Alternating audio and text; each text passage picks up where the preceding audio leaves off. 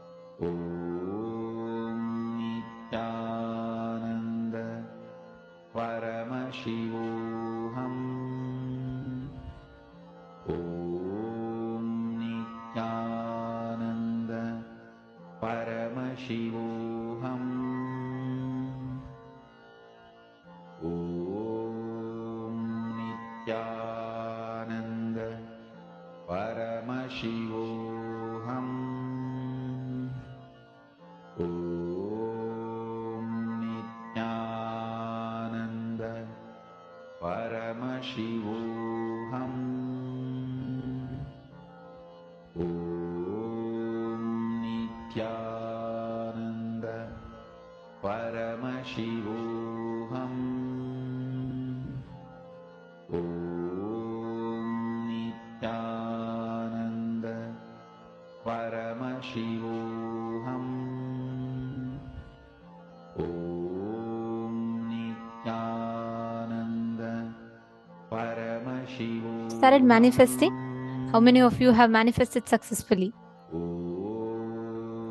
Come on, please post in the chat. Great, I see so many of you. Ma Johanna Adi Dhal and Ma Marlena Yazi, Ma Adil Skulin. How many of you have manifested? Ma Jenny, Ma Yujinkin, Ma Guig Xia Li, Peiyu Wong. Actually, this Chinese Teamily is just amazing. You guys sit up through your day and night and so intense and participative. It's very nice to see that. Okay, come on. All the others?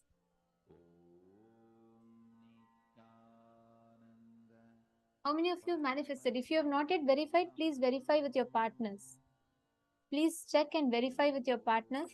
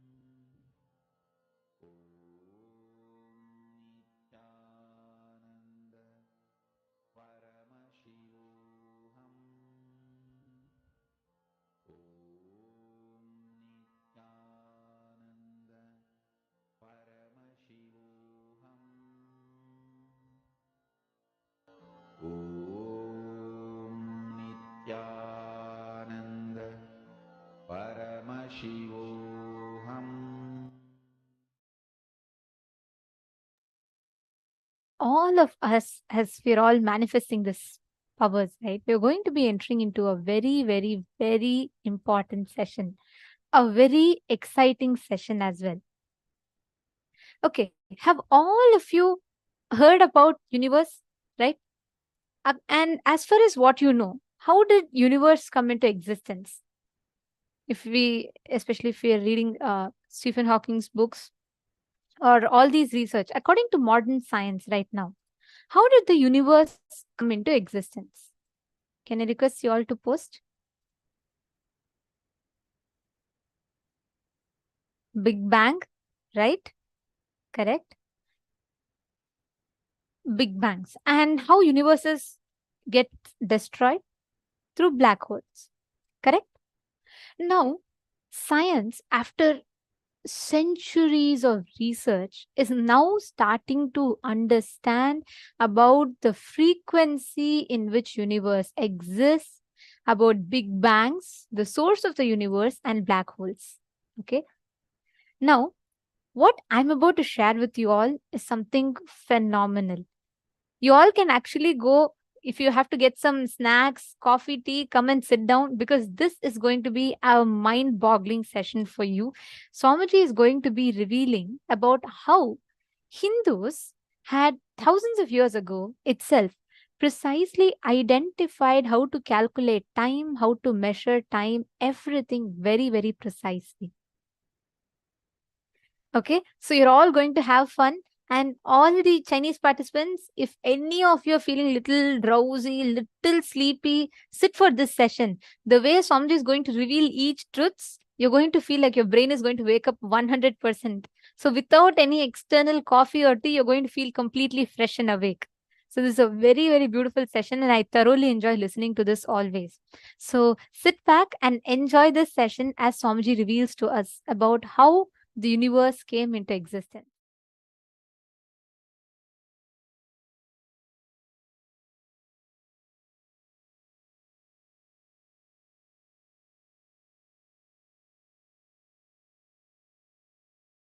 Listen. Paramashiva introduces himself as he is in Vedas and Agamas and Puranas.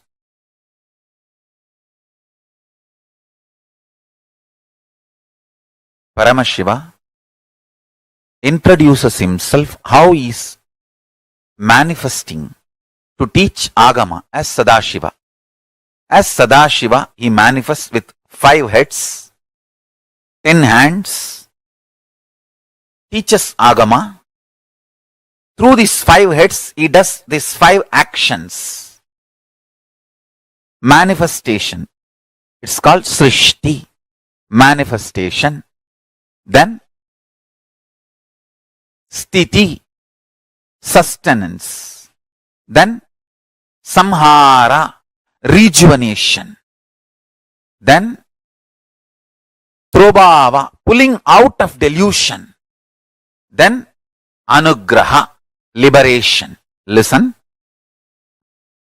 Listen carefully. Sthiti. Sthiti means maintenance. The first action is Srishti. Second is Sthiti. Third, Sthiti means maintenance. First, Srishti, manifestation. Sthiti, maintenance or sustenance. Samhara, rejuvenation or dissolving or destruction, whatever word you want to use. Samhara, literally the word Samhara means transformation, rejuvenation. It one becoming another. So listen carefully. Srishti, manifestation. Sthiti, maintenance. Samhara,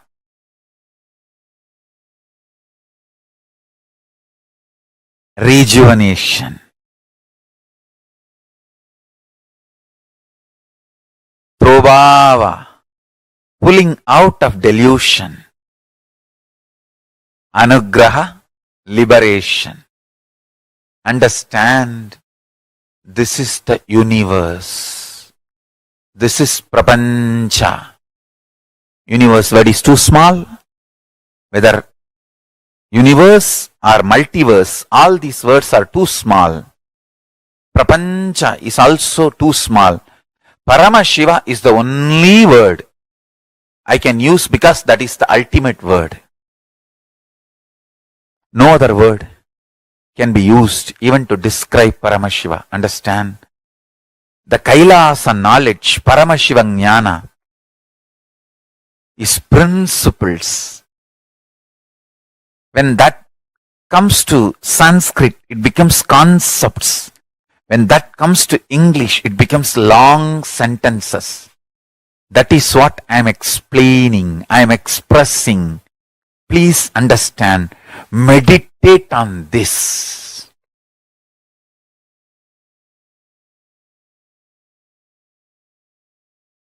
the space, extreme heat and extreme cold together.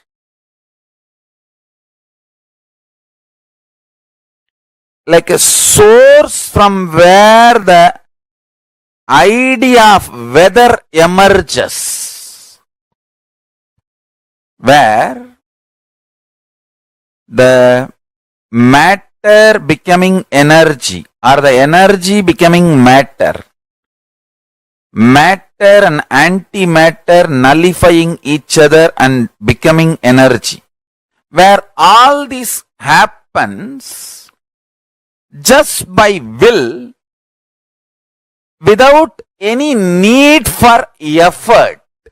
Understand, that dimension is nityatva. Understand one thing. You need to understand why we should know about nityatva. Understand? If you know about nityatva, you will cognize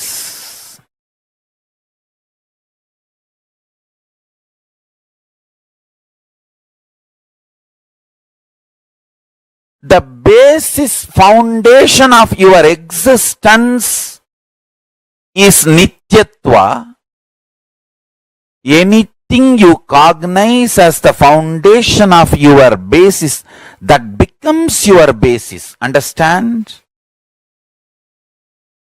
Because you strongly believed length, breadth, depth is your foundation. That is the fundamental principle on which you exist. You are pushed into this length, breadth, depth dimension. If you decide to cognize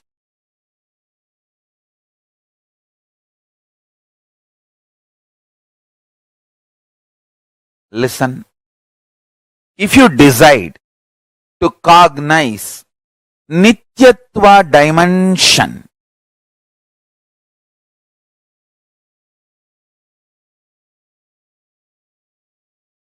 your inner space will be so beautifully attracted to that nityatva dimension.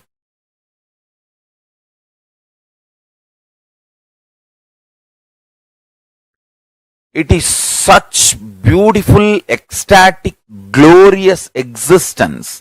By knowing about it, you will be attracted to it. That is the beauty of it. Energy becoming matter, matter becoming energy. Anything becomes anything. Big Bang becoming black hole becoming Big Bang. Creation, maintenance and rejuvenation, all this happens in that nityatva space just by will, without any effort. The effortless existence zone. To establish yourself in that effortless existence zone, you just need a simple cognition, understanding, conviction about that space existing in you. Like a length, depth, breadth, nityatva is one of the dimension of the universe. Listen. Like a length, breadth, depth, time, space, nityatva is one of the dimension of the universe. Sivaparamburulin sitta suddha sugabodha ஞானாசனம் நித்யத்துவம். சித்தாந்த சைவத்திலிருந்து இந்த statement சொல்றேன், நல்லா புரிஞ்சுக்குங்க. In Siddhanta Shaivism tradition, Saiva Siddhanta tradition, Nityatva is considered as the seat of Paramashiva.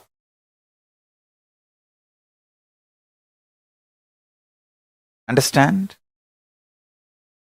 Like a length, breadth, depth, time and space is the dimensions of the universe. Nityatva is one of the dimension of the universe. Actually, when you cross the level of length, breadth, depth, time and space, it is no more a universe, it is multiverse. Multiple verses exist. That is why Hinduism has multiple gods. It's not that only one God exists. Actually, multiple gods exist. Because the Hindus have gone into the depths of the cosmology. They know the multiverse and they know the multiple gods existing.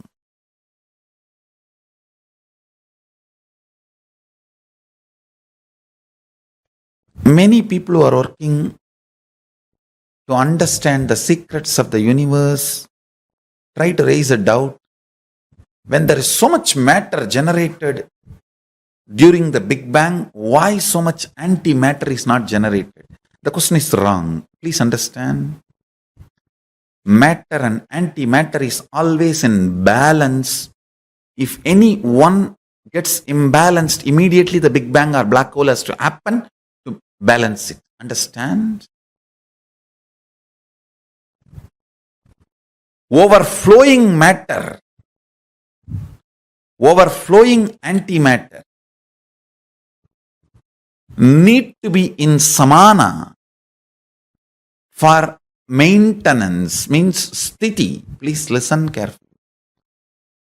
From the influence of the antimatter, matter manifesting is Big Bang. From the influence of the matter, antimatter manifesting is black hole. If there is a sustenance, life perception, matter and antimatter is balanced, enough and equal amount of antimatter also is produced when matter is produced. Antimatter means, listen carefully, Paramashiva clearly defines all the thought currents, emotions, patterns which is there in all of us, which is responsible for our functioning, but which is not perceived as material, is antimatter. Listen. Which is there in all of us, patterns, emotions, thought currents, feelings, experiences, which is responsible for our functioning, our existence, which matters for our existence, but which is not perceived as material, is antimatter.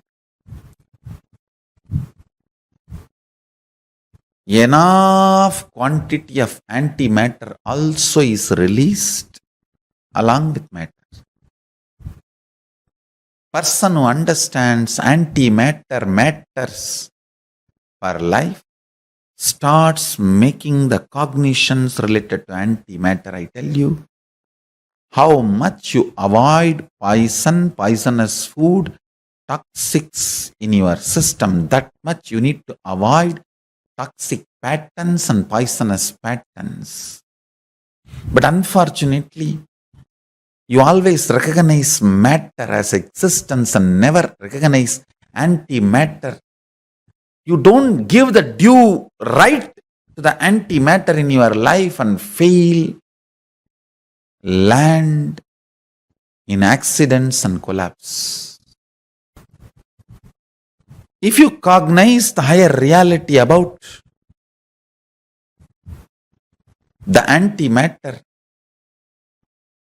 your life will be a powerful manifestation of completion, fulfillment, higher form of existence. Understand? The first powerful cognition you need to cognize, whatever you perceive as matter, existence of your life, equivalent amount you need to perceive, cognize the antimatter component of your life. Antimatter, avyakta, unmanifest, drives the matter. Antimatter is the energy source of the matter. The avyakta manifests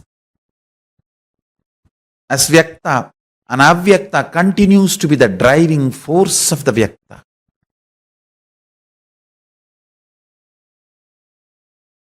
The mandala, space, plane, which has a capacity to produce many planes, is called Brahma. The heads of that Brahma is being swallowed by the black hole. Understand? I am trying to give the description as closely as your logic can understand. Your logic can visualize. Brahma means space which can produce multiple spaces. Brahma is the energy which can manifest multiple energies. Like a sun is a star which can manifest many stars. Brahma is a zone, space, mandala, which can manifest many mandalas, zones, spaces, stars. That Brahma, his face is being swallowed by Kalabhairava, who manifests from the southern face, the Ahora face of Paramashiva. That is the beautiful story of Kalabhairava wearing the skulls of Brahma. Kalabhairava cuts the head of Brahma and wears as a garland. If you see all Kalabhairava deity, he will be wearing the skull garland. It's not ordinary human skull. It's a Kalabhairava's skull.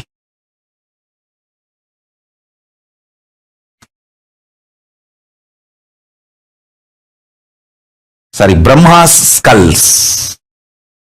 Kalabhairava's skull mala is made of Brahma's heads. It's not ordinary human skull mala. He is wearing Brahma Siras, Brahma Siro Maladari.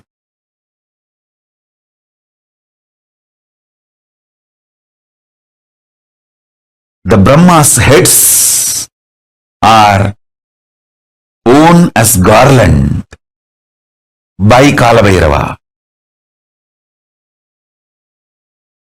Deeply listen. Paramashiva, his five-phase creation, sustenance, rejuvenation, putting in delusion, liberation. This five-phase, Srishti, Sthiti, Samhara, Tirobhava, Anugraha. In this five-phase, the Samhara, rejuvenation phase, from that manifests Kalabhairava, cosmic black hole that swallows Brahma's heads Brahma Kapalas. Paramashiva, as Kalabhairava, wears the garland made of Brahma's skulls. What is the Brahma's skull? Brahma's head? The star which produces stars is Brahma's head. I'll narrate a story. Understand the truth behind the story.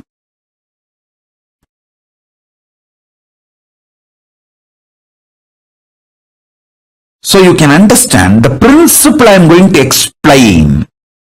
The principle I am going to explain is science of rejuvenation through collective integrity. You can understand that principle if you understand this story.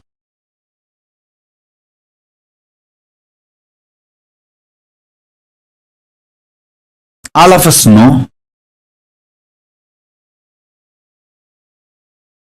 Paramashiva gave Sudarshana Chakra to Vishnu. O Parandama, forgive me. In any way, I portray you, create any misunderstanding knowingly or unknowingly.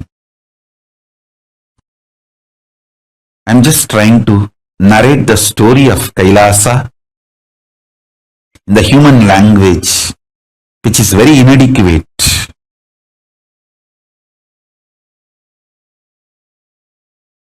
Error is language, not the spirit or intention.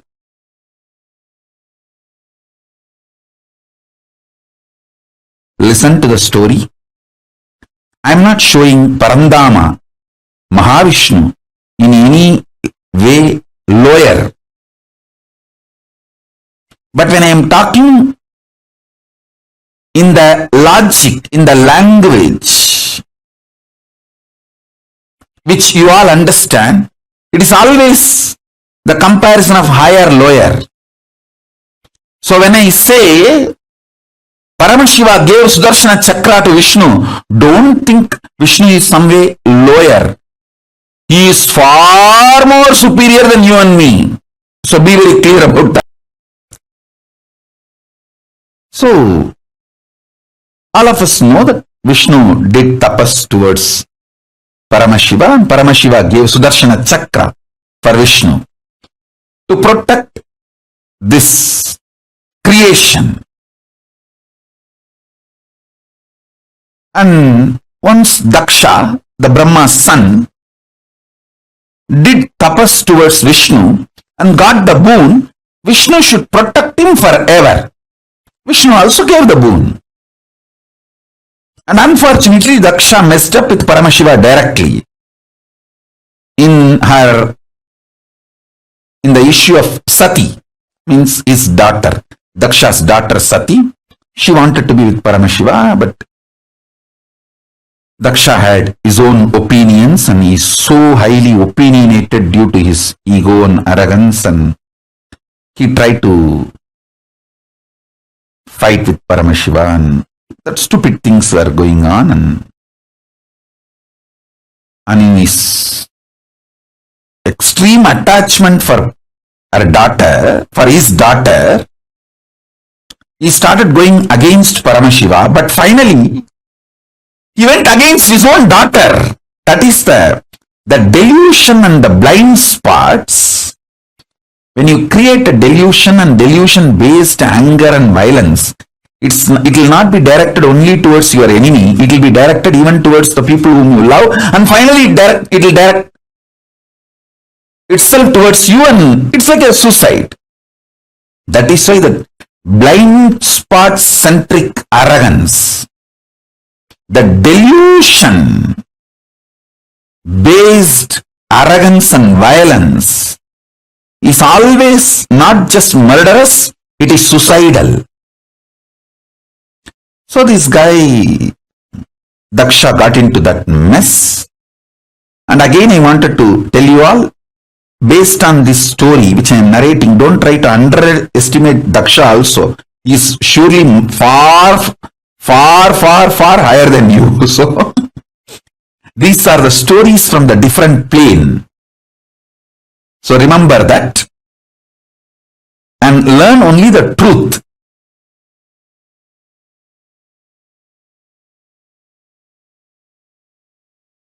Learn the truth that you should not get into the deluded arrogance and deluded violence and deluded vengeance. Learn the truth and don't try to judge Daksha. Anyhow.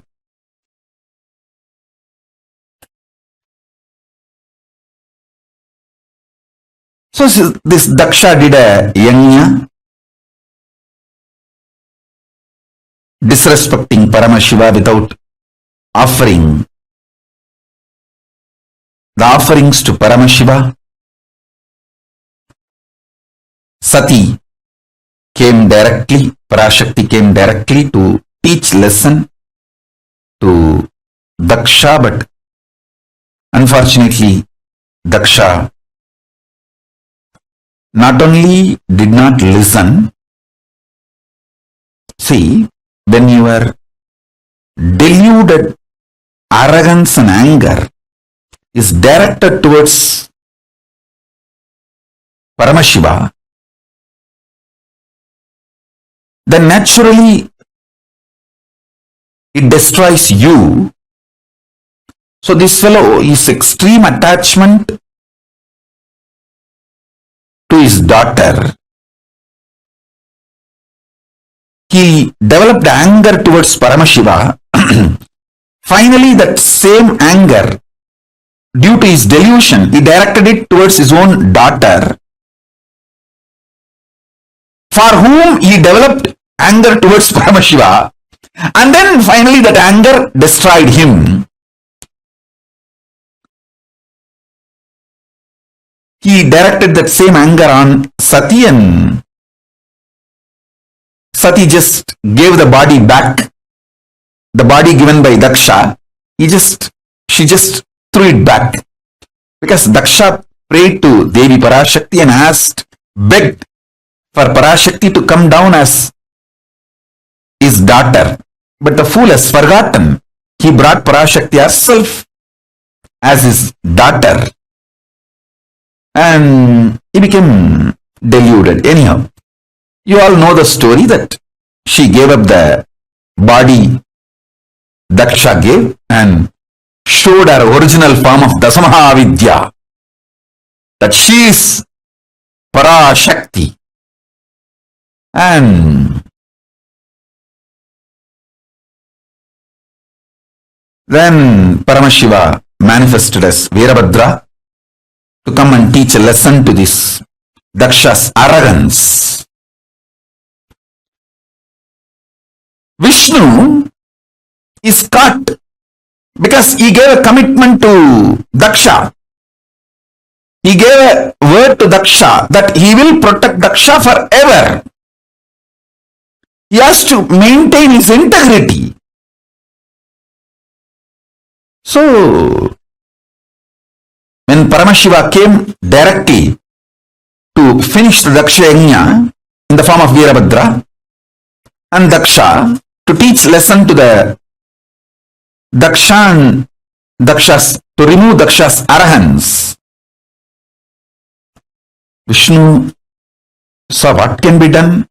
One side, my integrity, my commitment to my disciples, my devotees, that I have given a word, I will protect him forever. Other side, Paramashiva. What to do? He decided, okay, let me try my best to keep my words. With all Paramashiva gave me. So, he took the Sudarshana Chakra and said, Paramashiva, this is the greatest weapon you gave me to protect this creation. And I have given a word to this fellow, Daksha, that I have to protect him. Because I gave a word, I will protect him forever. My maximum capacity to protect is Sudarshana Chakra. Now I am sending this towards you to protect my integrity, to keep my integrity.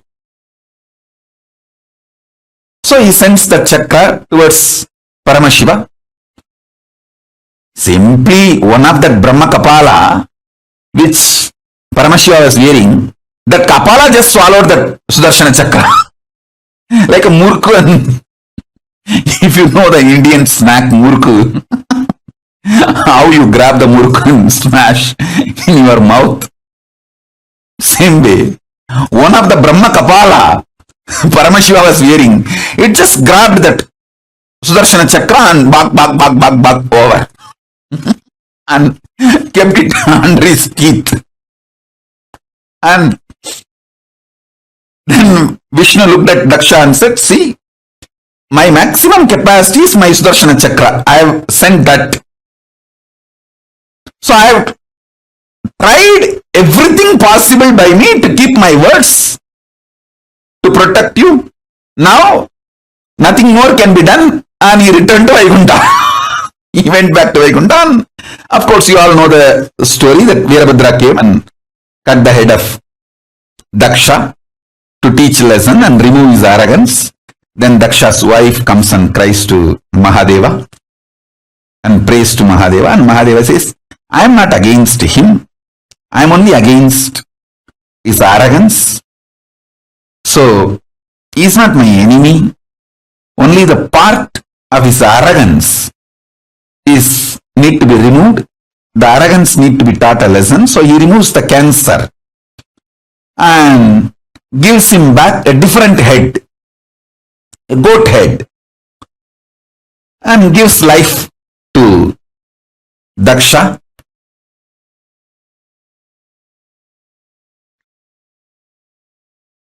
This story has a very deep significance. Women's Muladhara Chakra, man's Sahasrara Chakra. This too is the source for a child to manifest. So, it is this fellow's arrogance, from that biomemory, Sati's body also had one component. That is the reason Sati gave up that very body. So naturally, if his head is punished, that is enough. He doesn't need to lose life. You all need to know, life is prior to body and it will continue to exist even after body. The beauty of studying Hindu Puranas, it is not just history, it is principled, philosophically defined, real history. All of you need to know. That is why only if you understand the philosophy, you will understand Hindu histories are far more true, factual, real, right than the so-called modern human histories.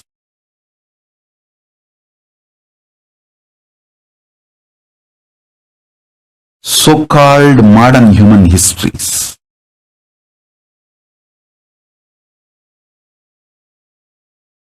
So if you study even one Purana, you will understand all the major cosmic principles and truths completely.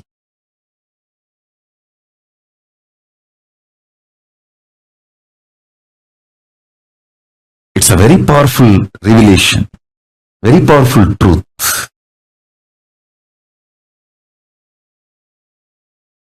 So, Paramashiva just removes only the tumor, gives life back to him with a goat head, and the story goes. All this is okay, but in this whole drama, Vishnu lost chakra, his Sudarshana chakra. Now, How he will protect the world? He has to protect the world, his devotees. There are so many things need to be done, which is dependent on his Sudarshana Chakra. Then he prays to Paramashiva, starts meditating again, doing tapas. Mahadeva, please give that Sudarshana Chakra back. I have to maintain this universe. I have to protect this universe as per your order. Because you ordained me to protect this universe.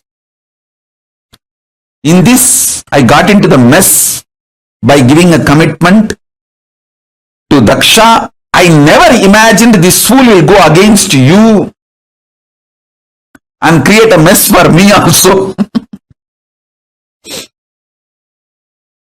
It is extremely stupid.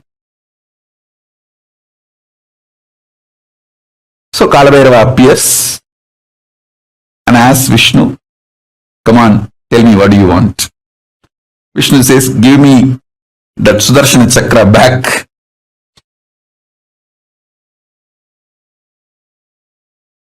And Mahadeva just looked on the skull garlands he was wearing.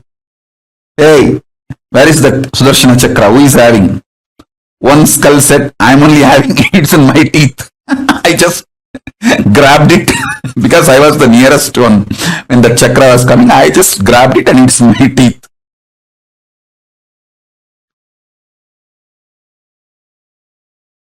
And Mahadeva says, hey, give it back to him. That Brahmakapala said, Mahadeva, I am ready to give now because I always obey your order. Immediately I give it back. But I want him to do completion. How dare he sends his Sudarshana Chakra towards you? Let him reenact how he did it. Then I will give it back. See, listen. Without the background music, you see anyone's dance, it not only it will lose the context, you will laugh like anything. Without the background music, if you see anybody's dance, you will laugh like anything because it will look like a joke, comedy. Same way, without the emotion, see, when somebody acted out of anger,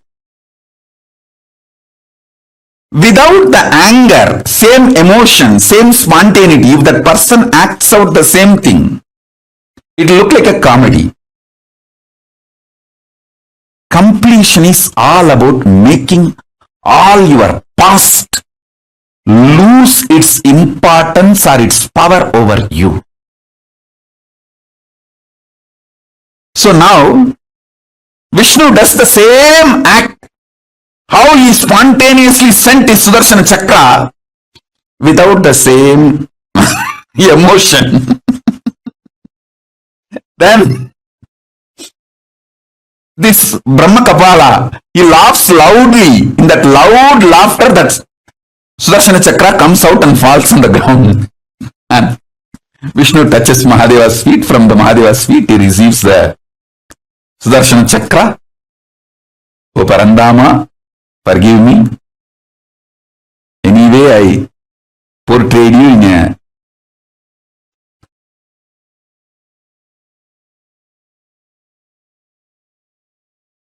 dim light.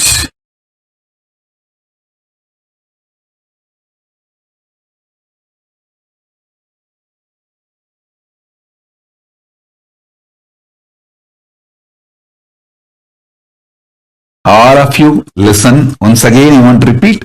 Don't ever underestimate Parandama Mahavishnu listening to this story.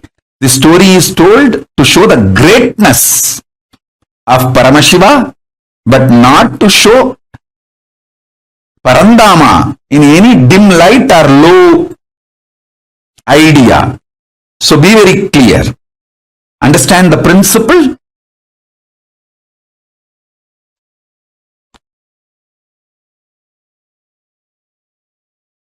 Don't try to have low idea even about Daksha. So these cosmic stories, just understand the principle I am trying to convey. Don't try to do your own gadbad, your own judging and creating mess.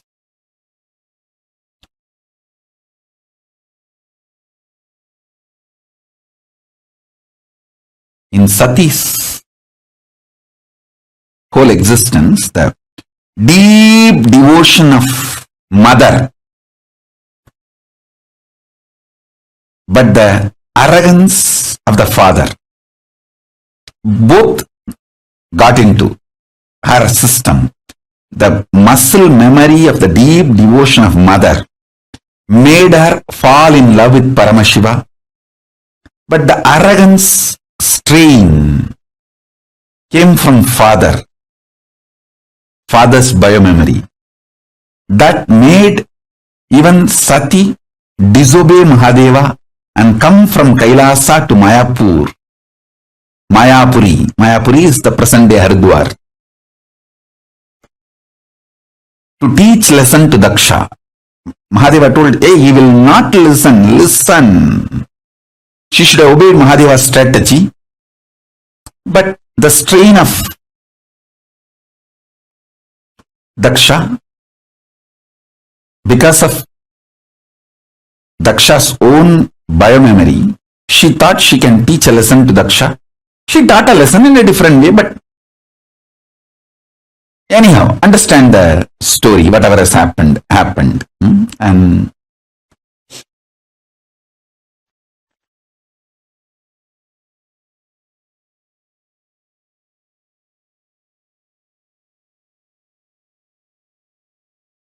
the multiple important truths you need to understand.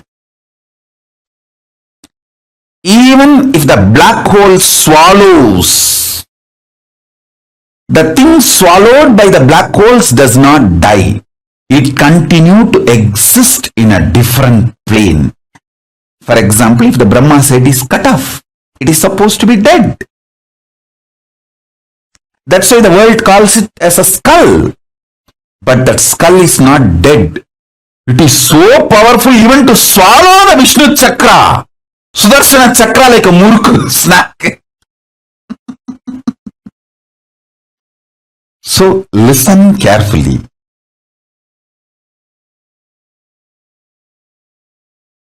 You don't have death. There is nothing called destruction. I am only saying, die after realizing there is no death. Don't die before that, because if you die before realizing there is no death, you may have death, but not the real undying experience.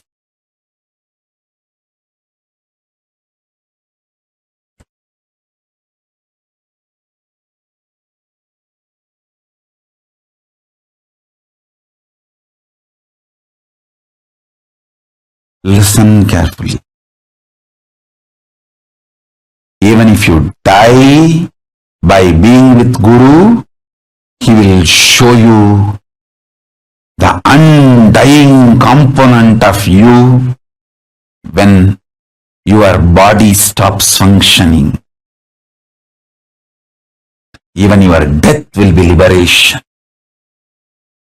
If you die without Guru, you may have death, but not the liberation or realization of undying during the death. You will be just born again and again.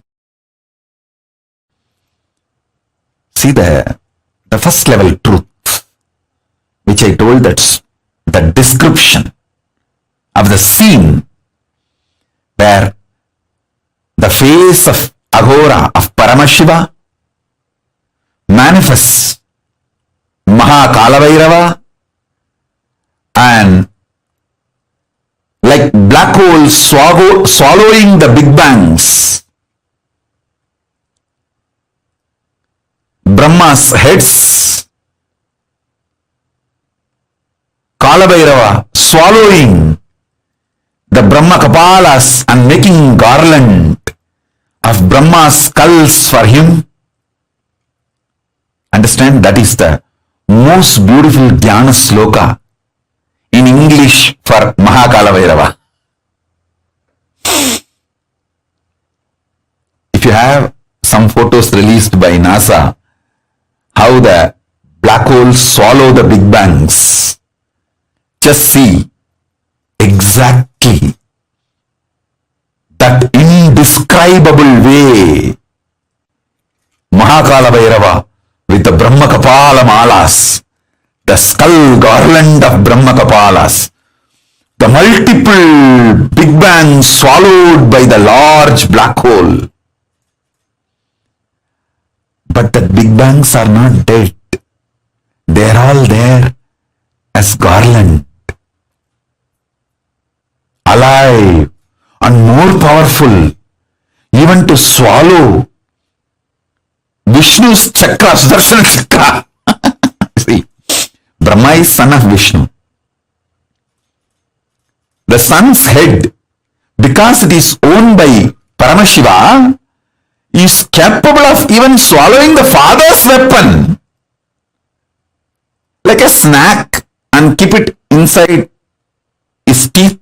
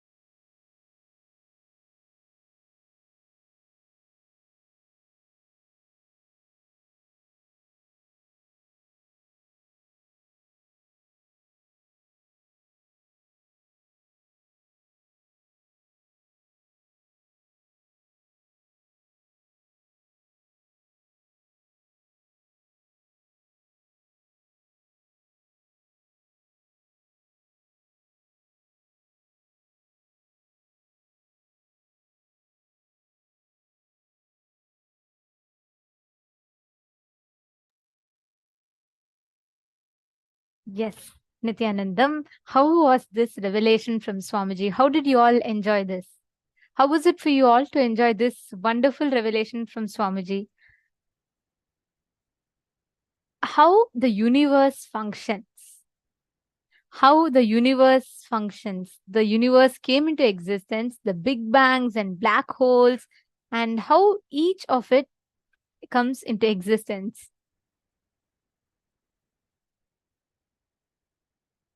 Ma Adila Skulin. Okay, there are many of you wondering what is the name of this video. Okay, see, for Paramashivoham, we take videos from so many different years. Through the years, all that Swamiji has revealed, and we stitch it to you and give it to you as one video together. So there's a video on Cosmology itself, ma. In YouTube, it's available. But this particular video is exclusive on Paramashivoham only.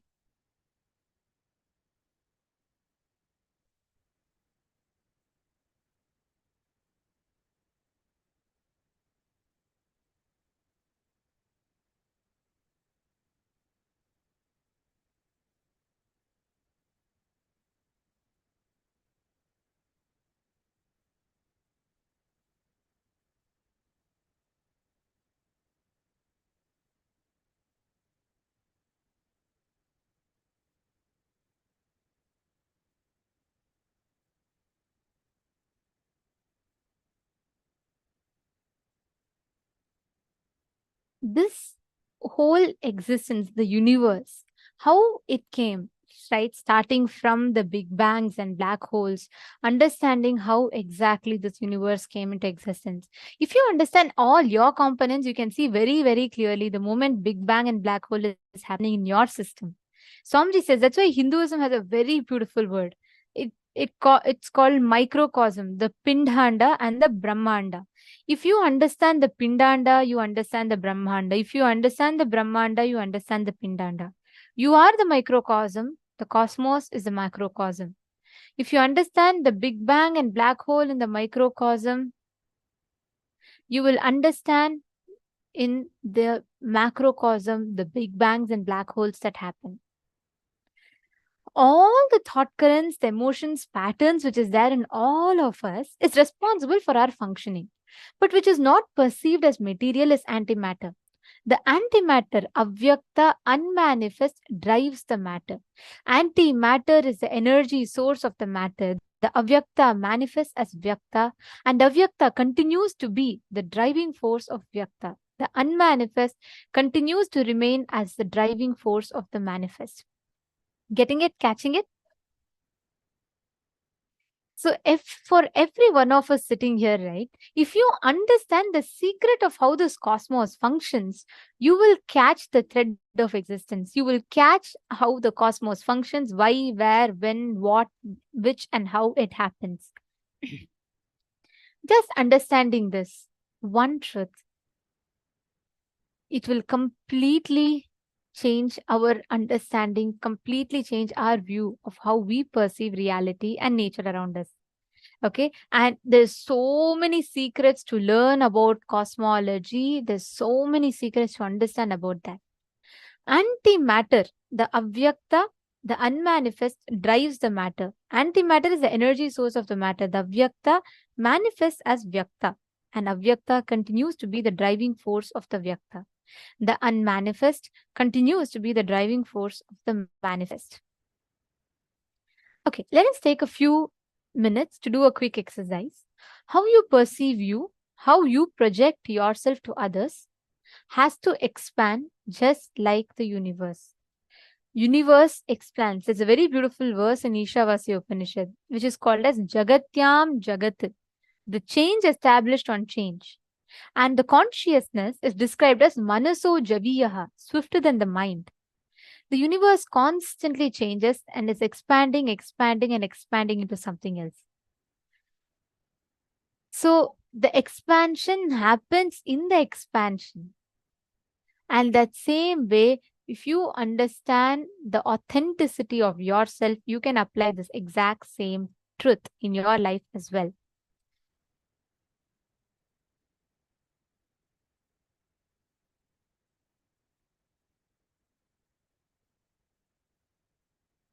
Ma Susan Solander has put, Swamiji is disclosing how the principles of Paramashiva works. For example, matter and antimatter. Yes, that's right. Ma Hongli Wong is saying, such a great story Swamiji has narrated. So interesting. This is a science. It is not just a story. It's a science. How the universe came into existence, how Lingodbhava happens, how Kalabhairava gives the Sudarshana Chakra back to Vishnu. These are all not just stories. It's a science. Ma Merlina Yazi, welcome, Ma. You have asked for Atmalinga form. The support desk team will be posting to you the form, Ma, and the spiritual name request as well. So you can sign up there and get your Atmalingam, request for your Atmalingam. Okay. And Ma Merlina Yazi said, I'm amazed by all the knowledge Swamiji is sharing. You cannot learn this anywhere else, especially with the depth of experiential knowledge to help us cognize this all. There are worlds beyond the black holes. It doesn't go away. We can exist beyond the black holes. That's very rightly said. And also, Ma, most of the places that you learn about black holes and big bangs, it's just taught as a physics, like something that's there. Okay, it's out there. How is it relevant to my life? And there are some people stuck only about their lives, but forgetting about the big bangs and black holes. Only an avatar who is beyond, who surpasses the constraints of time in the beyond the human notions, only he, that avatar, can guide us to what is existence as it is. That is what Swamiji has done. That's right. Okay. So now I request every one of you to post all your understandings, and if any of you have your questions, doubts that you would like to ask, please go ahead and post it.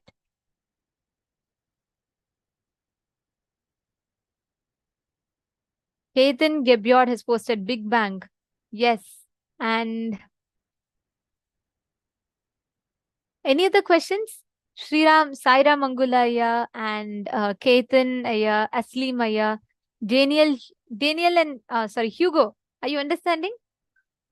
Hugo is our youngest participant of Paramashivoham, and every time I see Hugo, I feel so happy. He's just literally experiencing such an amazing ambience. This young age, sitting so sincerely and participating. And Hugo, you should know the intelligence, the cognitions that enters right now that you're learning. I know you might be a little too young, you may not understand all of this, but your being understands each of these cognitions. And you will see how in your studies, in your exams, everywhere, you will be able to replicate these powerful cognitions. If you understand how the universe expands, no knowledge is limited. You will understand how eternally your cognitions are going to keep expanding, and the knowledge is not limited for you as well. Absolutely. Actually, Ma Merlina Yazi have asked about, you'd like to know the information in relation to planets, to our bodies. Yes, like as I was mentioning earlier in the previous session, Swamiji had shared a brief about it, right? Not in this one, but the previous one. Swamiji has written a book on it, and it is going to be coming as a gift for all of you. So if you have not been receiving gifts, like every day you should have been receiving gifts if you're attending the program. If you have not received it, you can send your email ID as a direct message to the PSM Tech Team ID that you're seeing us through. You can just send it to that, and we will ensure that you're receiving the gift. Ma Prithvi Prasad, actually, Ma, you just listen more and more. I do see that you're sincerely there listening. Many times I notice you listening in the sessions. See, what Swamiji is revealing, right? It literally takes 3 full Paramashivohams to be attended. Like that's what Swamiji said. You should at least attend 3 times the full 21 days to even grasp it.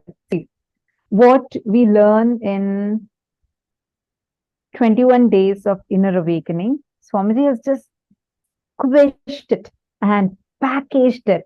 Already the 21 days is like best of the best. Swamiji has even condensed that and given it within like the first week of Paramashivoham.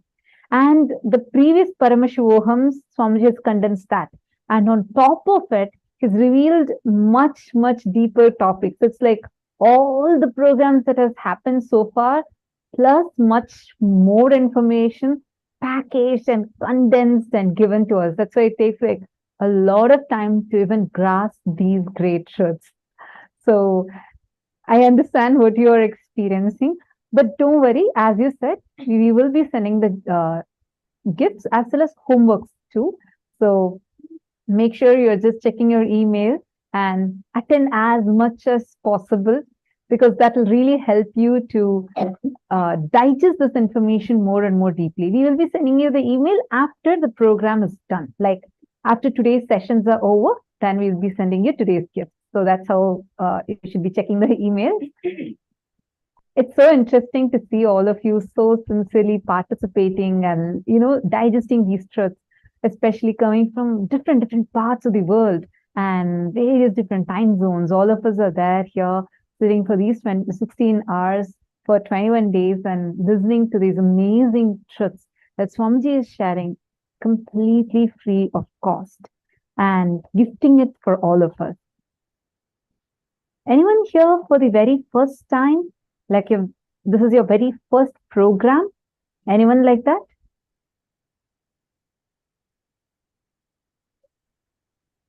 Who all are here for the very first time? And especially this great knowledge of the Navagrahas or the astrology, everything, you're hearing for the first time. Aloka Jita has posted, it's really amazing. So many clarities at different levels. Absolutely, right? It's just so amazing. Especially even if you have heard, like I know you've attended programs earlier before. So even if you have heard it multiple times, this truth, especially the way Swamiji stitches this content together and gives to us, it's like a new revelation opens up, right?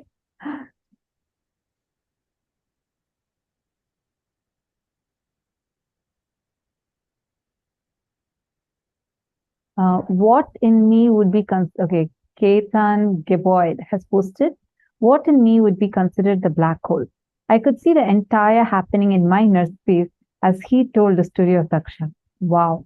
But I was wondering, what would in me would be considered the black hole or Big Bang? Such a beautiful question. Where are you from, if you don't mind me asking? Where exactly, which country are you from? Ketan Geboyd. And have you done any of the programs before, or is this your first program? I appreciate your sincerity with which you're listening to ask such a beautiful question. See, Big Bang and black hole are simultaneously happening in us. This is your third program. You're from US, Atlanta. Wonderful. Listen to this carefully. See, every time you enter inside your causal layer, for example, you go to sleep and then you come back from your sleep. That whole time you're actually getting sucked into your own being. That is a black hole that is happening in you. In multiple levels, this Big Bang and black hole continuously happens in us. This is the first thing. Every time you unclutch, every time there's like something that pulls you in, is a manifestation of black hole happening inside of you. Are you understanding? Every time any cognition pulls you inside, like every time you feel like a particular cognition is making you feel more drawn inside of you, it just takes you in, is a black hole manifestation happening inside of you. Understand, every single one of us are experiencing this Big Bang and black hole continuously within us. And just the understanding of this, understanding that this is, see, whenever you enter into the source of you, that time, that experiencing that source of you is called as black hole. From that, see, every time you go into sleep, it's like the whole universe is just merging within you. That is black hole happening. And that few minutes after you go through the deep sleep state, and then you come out of the deep sleep state, then you enter into the waking state, that few minutes time from where you're entering from the deep sleep state to the waking state, or the dream state to waking state, the transition that's happening, you're, as Paramashiva, you're creating the whole universe. It is Big Bang happening through you. When the whole thing, when you go into sleep, the whole creation just merges into you. That is black hole. When you wake up and the whole creation just expresses out of you, it is Big Bang. How in your dream, it is you who creates the whole universe. In your dream, you are the one who is playing the role of yourself. You're the one who's playing the role of your boss. You're the same one who's probably playing the role of your friend. You're the one who's playing the role of your colleague. Everything is you playing various roles. Even in that, let us say you broke up with your partner in your dream. It is not equal to what has happened in the real, what you call as the real state, right? Whatever happened in the dream is what happened within the dream, because it's you who is manifesting your universe there. We understand it in our dream level. Now, when you go inside, when you start cognizing every moment, every time I'm inhaling, and when the breath is touching into my consciousness, Paramashiva, I am having the black hole inside of me. Every time I'm exhaling, it is from that source, touching the source of Paramashiva, I'm exhaling out, I'm creating. It is Big Bang happening. In multiple levels, you will understand, you will click with it. You will cognize how this Big Bang and black hole happens. So I'm just given an amazing technique. Every time when you are going to sleep, visualize you are Paramashiva who is falling into the samadhi, as like Paramashiva, the whole universe is just merging inside of you. Every time you wake up, visualize you are Paramashiva and the whole universe is getting created out of you. Just try this. So next, see, initially it will be a conscious effort you take, but suddenly you will start seeing everything in your life the way you want, you will be creating. It will help you just reverberate with Paramashiva's oneness space. You understood, Aya? Wonderful. So nice to see all of you understanding in various levels, and it's so beautiful to see this.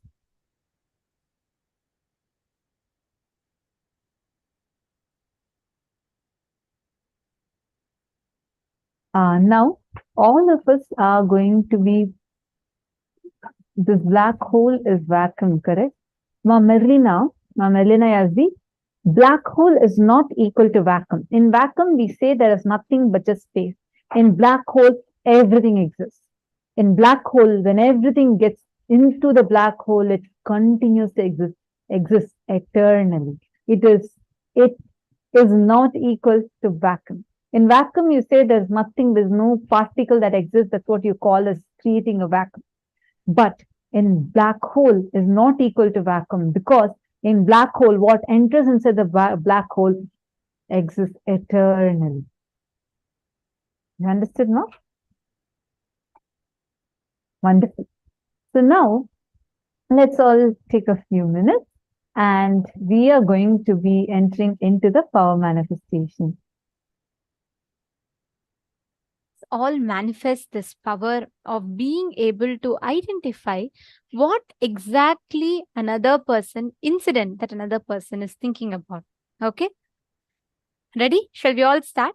You're going to be connecting to your partners, identifying what exactly is your partner. What is the exact incident that your partner is thinking about?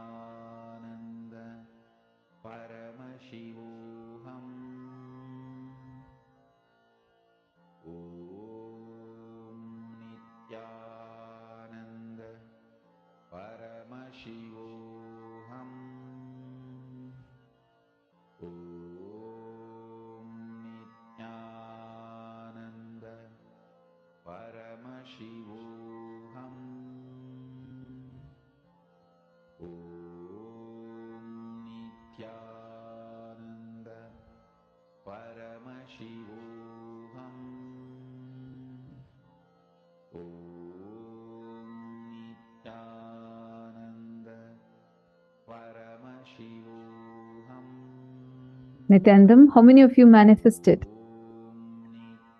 Well, can post it in the chat. How many of you were able to manifest? Please take a quick few minutes and share that with us. Now we all are going to be entering into a very exciting session. I know a whole day enjoying these Vedic astrology, learning about Hindu cosmology. It's been so exciting, right? The next session we are going to be entering into is even more exciting because this is Surya Siddhanta. Much, much, much deeper revelations on the Vedic astrology and astronomy, how the cosmos exists. So that's the session all of us are now going to be entering into. Get ready. Take note of all your clicks, and you're going to share your clicks with us right after the session.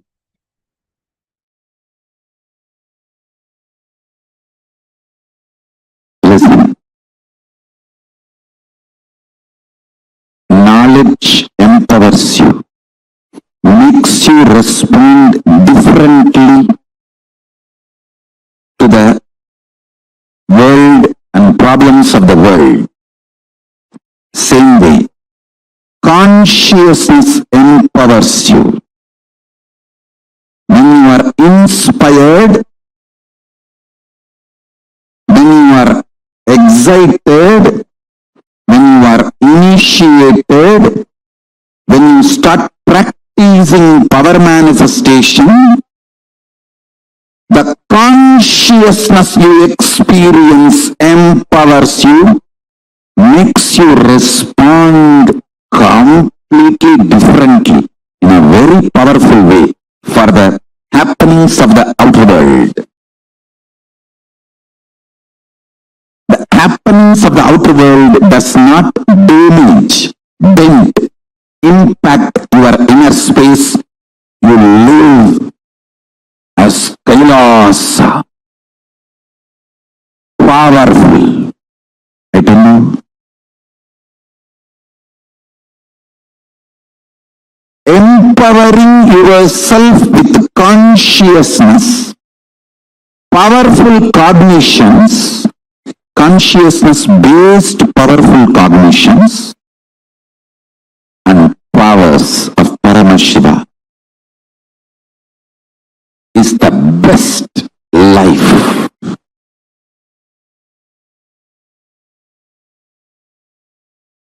I am from the tradition, ecosystem which gave books like Surya Siddhanta.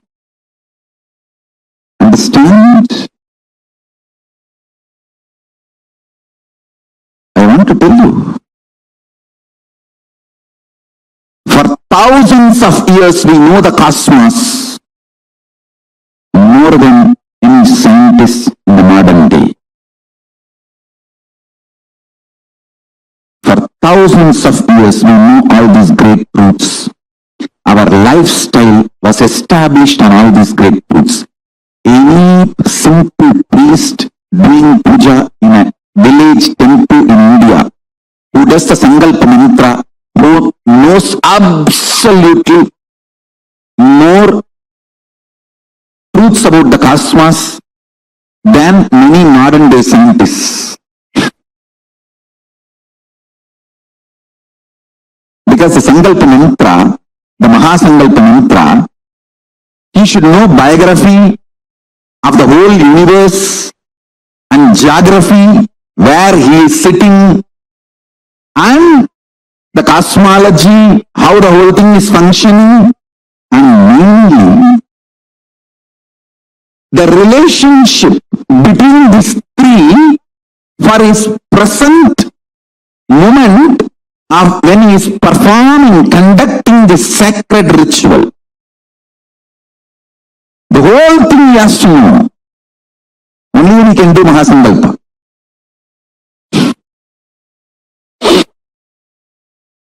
That is the beauty of this great tradition.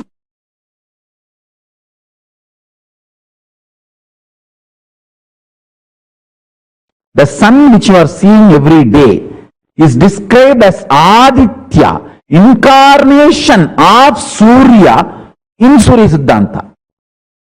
Surya says, in my own reflection, I reflect myself like a Paramashiva reflects and extends himself as Parashiva and Aparashiva, and Parashiva reflects himself as Mahasadashiva, and Mahasadashiva reflects himself as Sadashiva, and Sadashiva reflects himself as Shiva. Shiva only we are all worshipping and meditating. So understand how Paramashiva reflects into Parashiva and Aparashiva, how Parashiva reflects into Mahasadashiva, Mahasadashiva into Sadashiva, Sadashiva into Shiva. Same way, Surya reflects into Aditya. Aditya only is seen by all of us through our eyes every day. So the galaxy which we are seeing as per Surya Siddhanta is not just Milky Way. All the known, imaginable, comprehensible, visualizable universe, whole Vyakta, manifest, is considered as Surya Mandala in Surya Siddhanta. Surya, as per Surya Siddhanta, whole known universe is Surya Mandala. all the manifest Vyakta is Surya Mandala. Avyakta is dark matter. So the whole manifest Vyakta, known universe, is going around inside Avyakta, that dark energy, on Mahakailasa. Mahakailasa is the center, the dark matter, the dark energy is the base foundation on which the whole known universe is going around. Whole known universe is going around Mahakailasa, floating in the dark matter. So everything manifested, Vyakta, is Surya Mandala. Now, what Tamal Tarundas has sent, that scientists have discovered, is you are talking more about Milky Way, the whole galaxy.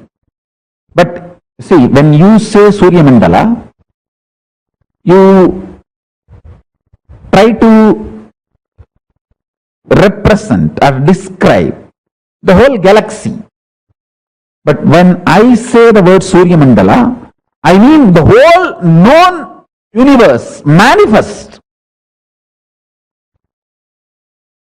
So, if I have to map based on what science have tried to understand, reach, I should introduce a new word like a Turyatita. The word Turya is not complete enough, so I have to introduce the word Turyatita. Like that, now I have to introduce the word not just fourth unit of time, the next level units of time. That's why I call it vertical time zone. So understand,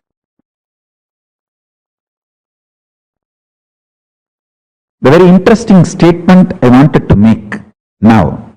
Listen. Anything which exists goes round itself, can go round itself, its microcosmic existence, and it can go round its macrocosm.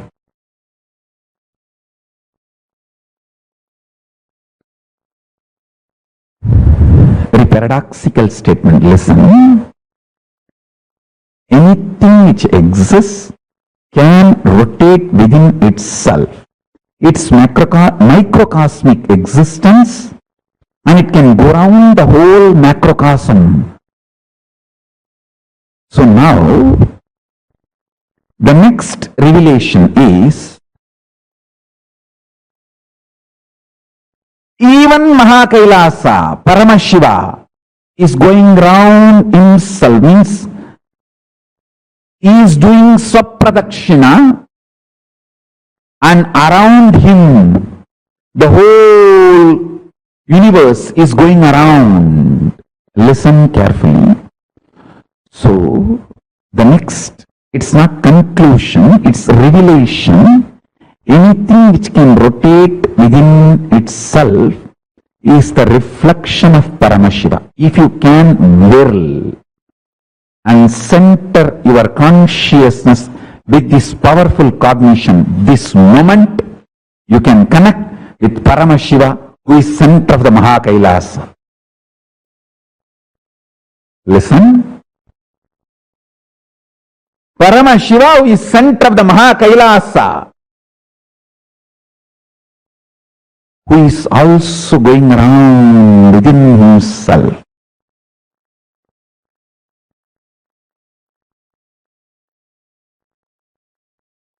Swapradakshina, Atma Pradakshina.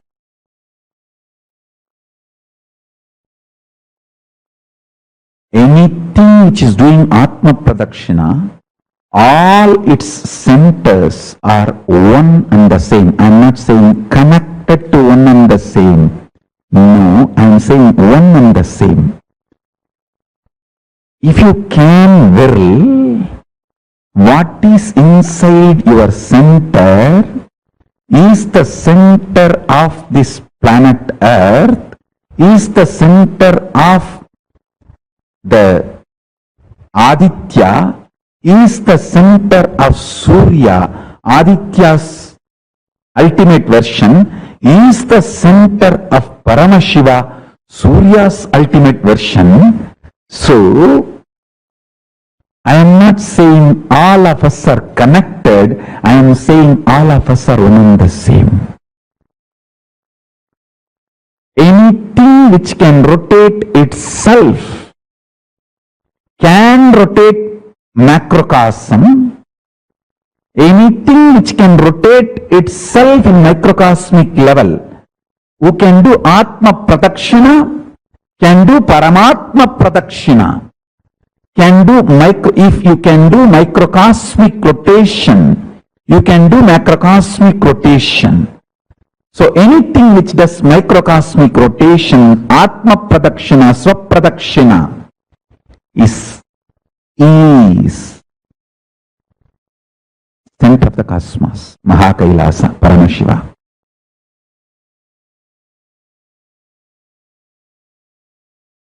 Your conscious intention is the principal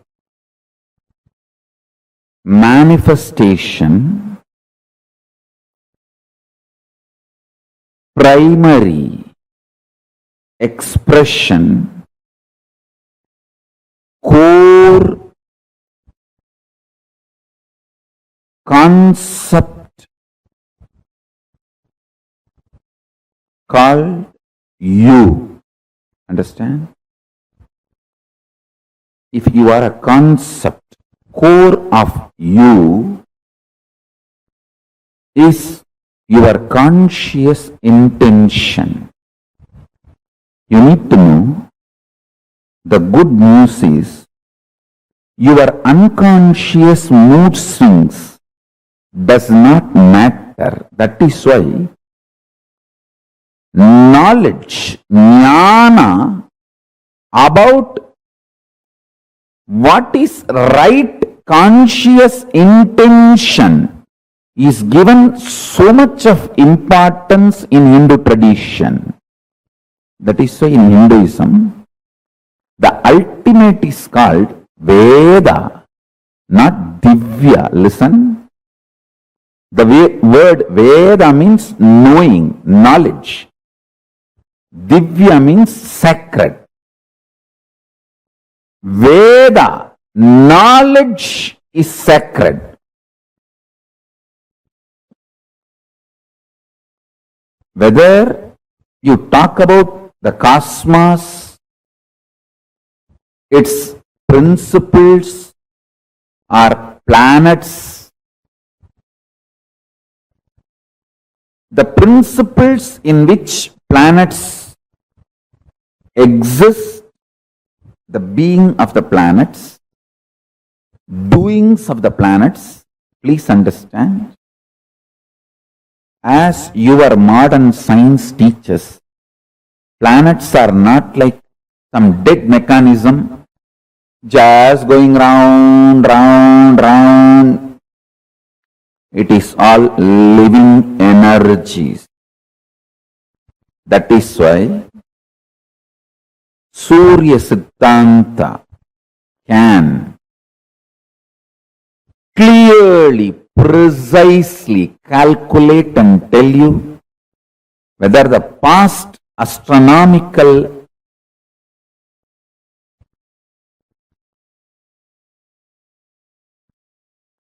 incidents, miracles, mysteries happened, or the future which is going to happen, or even simple clerical predictions of the routine happenings like Amavasya, Purnima, eclipse, even those things, the precision with which they can calculate is extraordinary, because Surya Siddhanta recognizes each of these planets as living forces. Modern day psychology Vedic psychology. Modern day medicine, Vedic medicine. Modern day physiology, Vedic physiology. Modern day cosmology, Vedic cosmology. The difference between this is only one thing.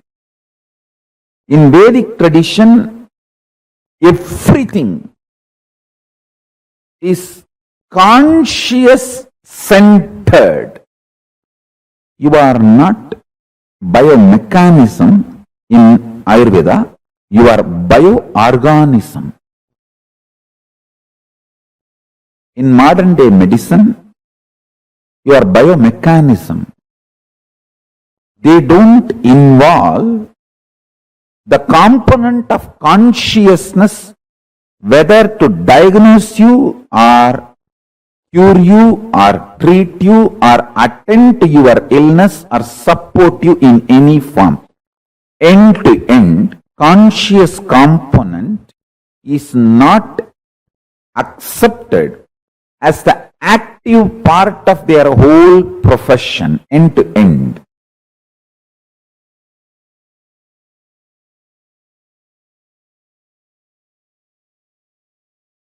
Let me narrate this incident, then you will understand.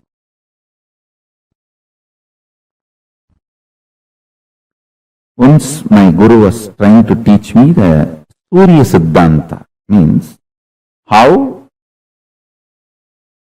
the Panchanga can be predicted and pinned down.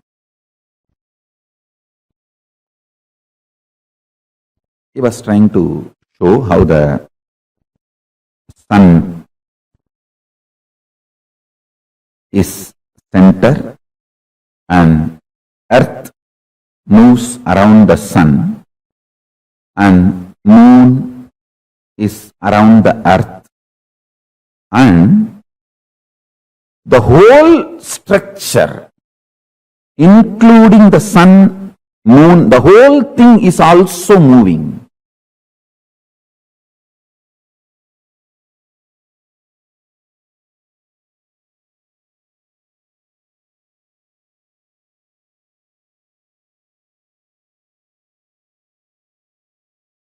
He described in an elaborate way, and then he took a chalk piece, just drew some numbers on various parts of my body.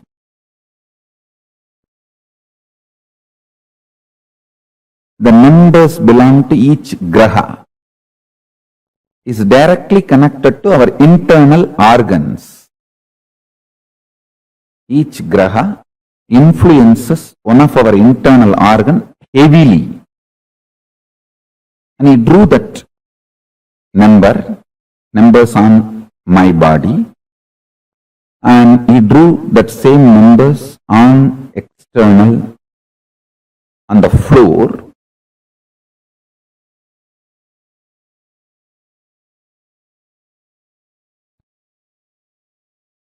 Explaining how when those grahas change, when those stars move,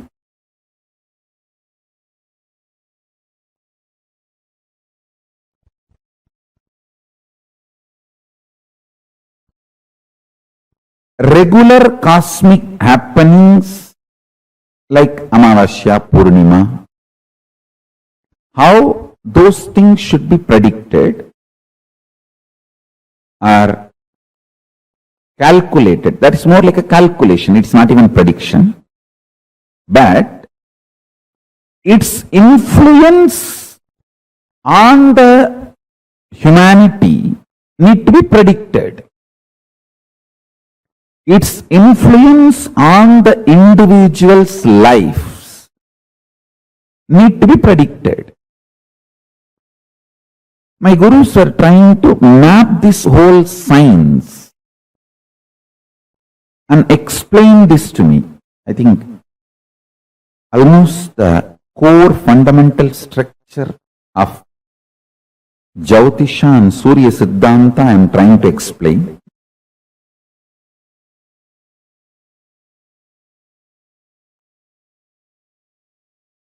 Chandaha padautu vedasya astau kalpoda patyate jyotishaamayanam chakshurniruttam shrotramuchyate sikshakranam tu vedasya mukam vyakaranam smrutam.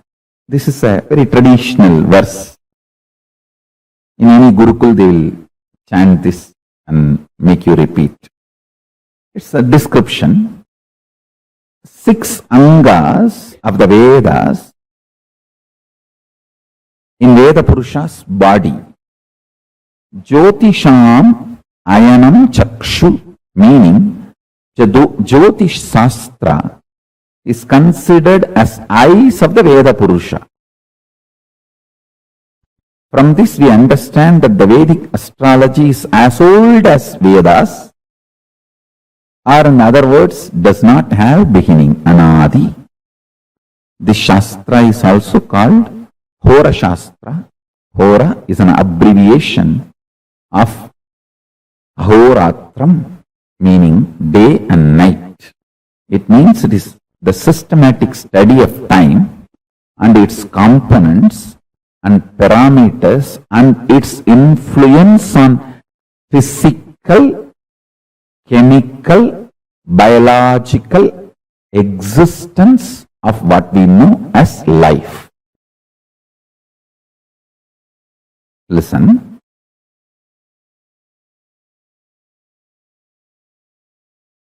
One very funny incident happened when he was teaching me. I was so intensely immersed in his teachings. He was showing me, hey, this is Surya. This influences your brain thinking system. This is Rahu. He influences your liver. The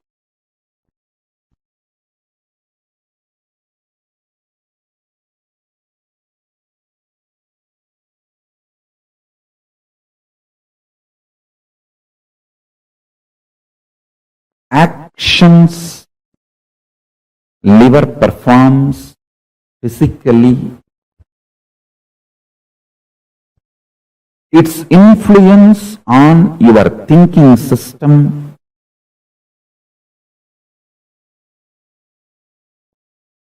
everything, if you map it to the description of Rahu, it will absolutely match.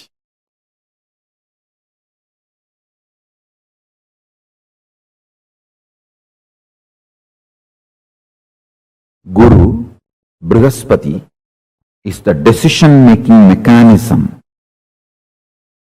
which influences your will persistence, Agnya Chakra. Pituitary glands and its impact on your existence is directly Guru. He was explaining step by step how each of these grahas and their members and how they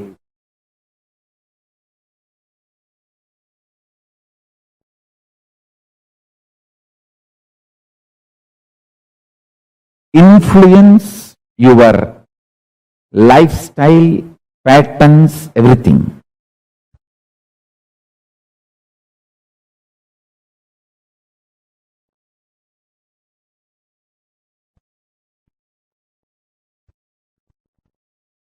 I'll repeat exact one line.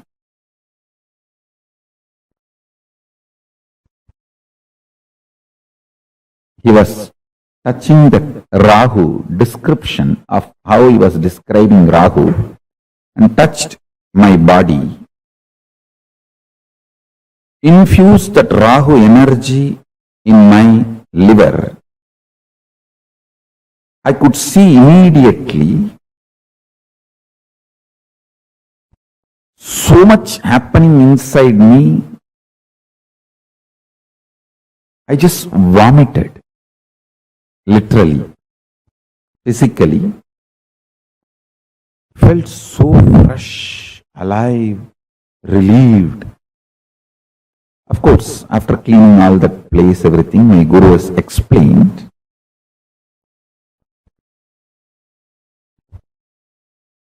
ஈரம் ஏற்பட்டா ஆயுள் நீளும் தம்பி. In Tamil he said, if the liver is straightened out, life will increase. It is directly Rahu. Rahu is responsible for your longevity. Rahu can influence and put you in addictions and kill you, or he can keep you addiction free, or addicted to right habits and food and keep you happy, healthy for any long. This whole thing is related to your liver. If the liver decides to addict you for certain food, nothing can be done. Just by remembering that food, you will be forced, your whole system will be pushed to eat it. After eating, you will repent, but you will not stop eating. He said, integrity of the liver to the purpose of your existence makes you long, happy, healthily living.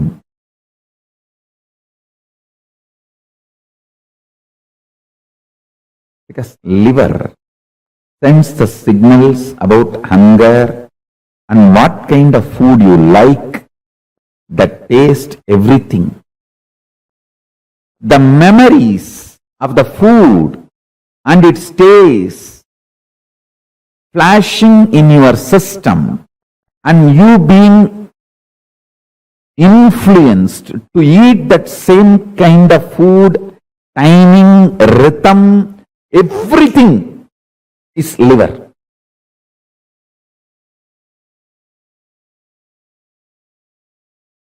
When you don't understand the fourth unit of time, kalpa,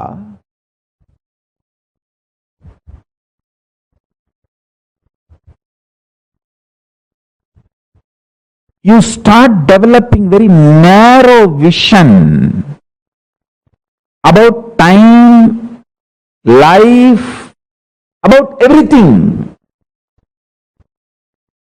Anyone, even intellectually, understands the concept of kalpa, the fourth unit of time, is liberated from so much of fears. I tell you, the permanence of existence, perception about life absolutely changes the moment you understand this fourth unit of time. I'm just revealing some of the super conscious principles. I want a long Vakyartha Sadas to happen in every level.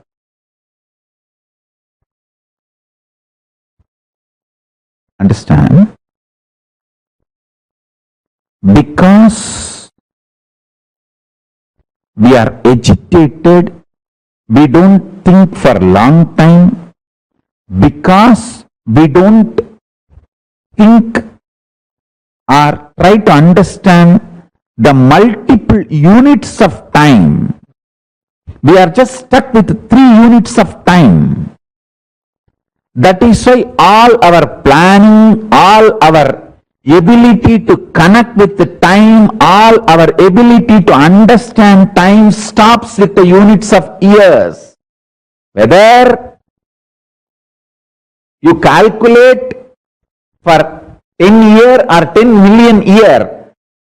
Whole thing is just within the unit called year. But if you understand the fourth unit of time, kalpa or yuga, the whole realization about you, life, everything will change. The sin of one life theory will lose its base. I call it a sin because of that one life theory. So much suffering for humanity. See whether the greedy way of generating the wealth by destroying the earth.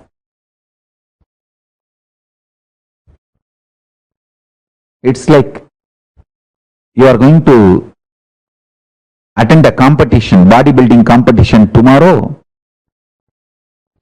just to get the award or the winner title. You take steroids and show the muscles which is not really built by hard work through steroids or drugs. You are ready even to die day after tomorrow after winning the title,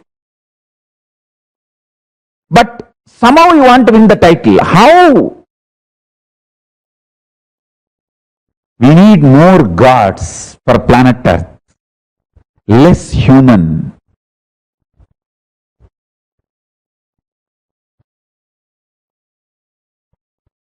But unfortunately in Indian society,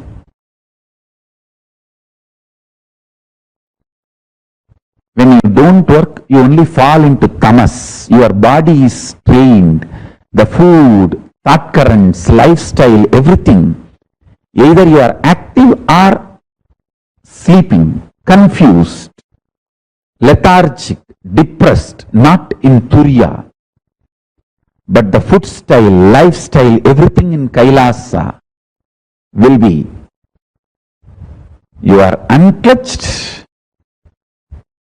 unclutched, unclutched. The more you are unclutched, more intensely active you are. More you are in Turiya, more active. More you are in Turiyatita, more strategically active. Lifestyle, food style, everything.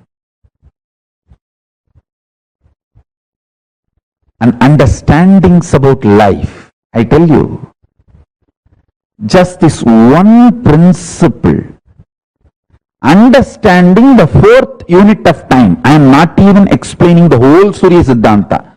Surya Siddhanta explains not only the unit of Kala, there is something called where the Kala takes turn. Means Kala is described as the serpent eating its own tail. Snake eating its own tail continuously. That eating, how it just pulls its tail and swallows, that is called happening, event. I'll give you a small understanding about these events of time. Like how I explained the units of time, listen to the event of time. Earth rotates itself. Moon not only goes round the earth, it also rotates itself. Earth moves, rotates itself and goes round the sun. Same way, moon rotates itself and goes round the earth. And sun rotates itself and goes round the Mahakailasa. In this movements, listen carefully, the unit of time is dependent on the actions. events of time is this self-rotation and going around another body, criss-crossing of that is event. For example,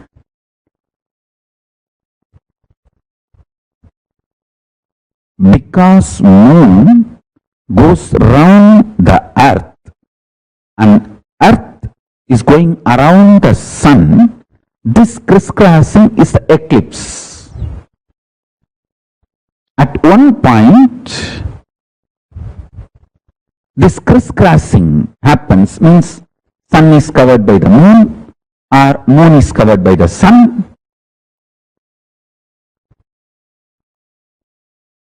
This crisscrossing, that is called events, eclipses. Same way,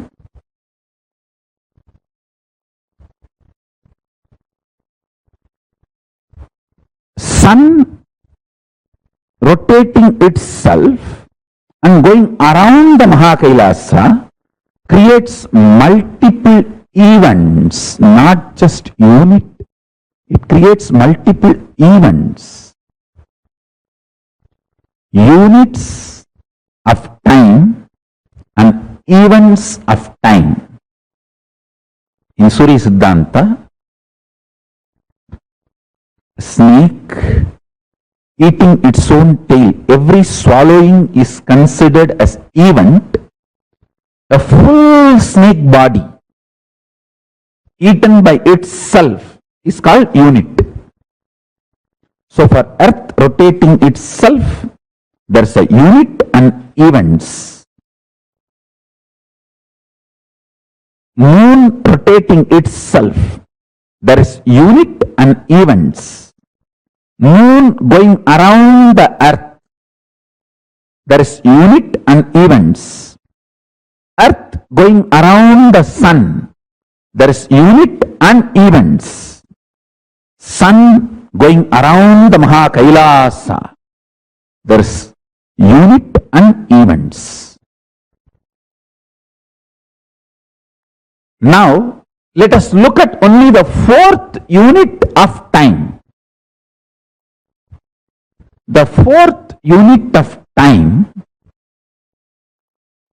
is cognized by the mind which lives in Nirvikalpa Samadhi. And even if all of you have not achieved a Nirvikalpa Samadhi, if you understand the principles from a person who lives in Nirvikalpa Samadhi and makes that as a lifestyle, you will enjoy all the benefits of the Nirvikalpa Samadhi.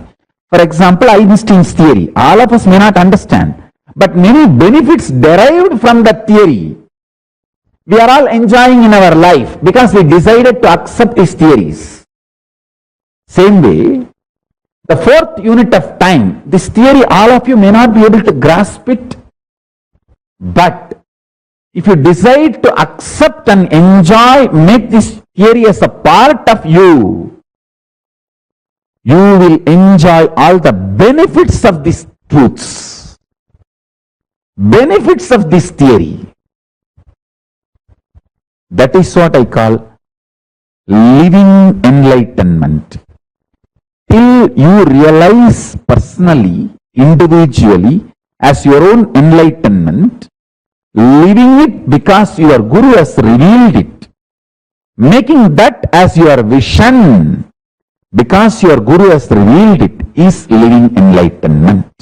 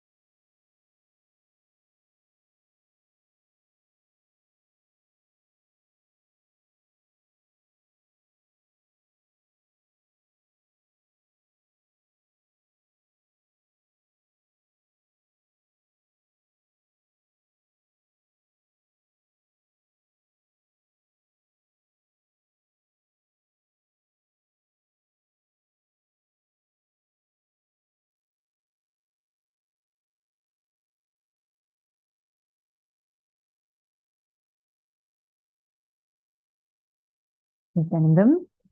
So beautifully, Swamiji actually revealed to us the entire secret of Surya Siddhanta, how it is not just what we are learning or understanding as per the planetary positions externally alone, but how they all are directly connected to our body itself. So, how was it for all of you to listen to these revelations? And from morning, I've been seeing so many messages from so many participants saying it was really extraordinary to listen to such amazing revelations from Swamiji.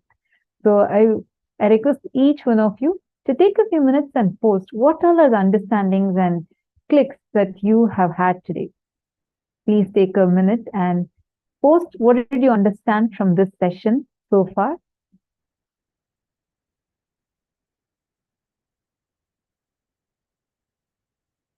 Which part did you really like? What are all the things that you really enjoy when Swamiji revealed about this Surya Siddhanta or explained about how each of these grahas are connected to our own body, everything?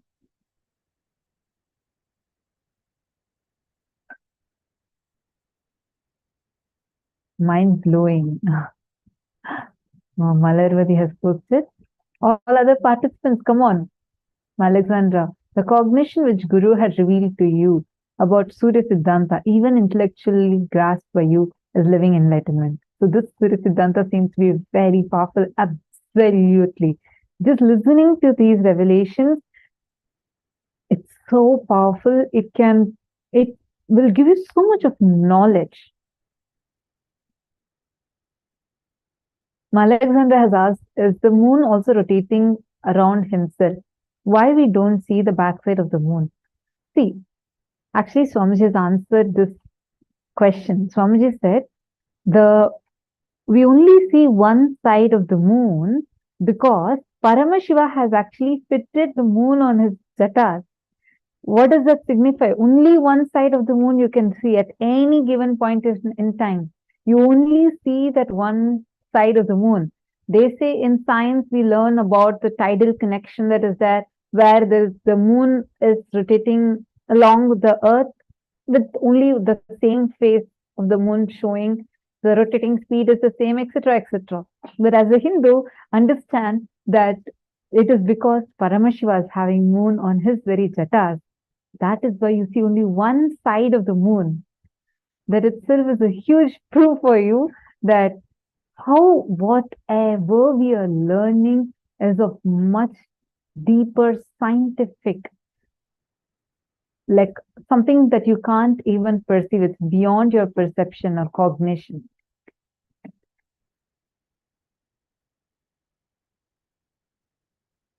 Actually, talking about science and talking about how, if we have to start talking about cosmology, there's so much that we can go on telling. There's so much for us to learn, and there's so much for us to go on telling. Because from time immemorial, Hindus have been advanced. We knew the science. Even before world looked up, we already knew what is beyond the sky that we see. We have been advanced. And like many of you have posted, it is only that a living avatar who only he can unveil these extraordinary truths to us in the most profoundly simplified manner. Let me start with this.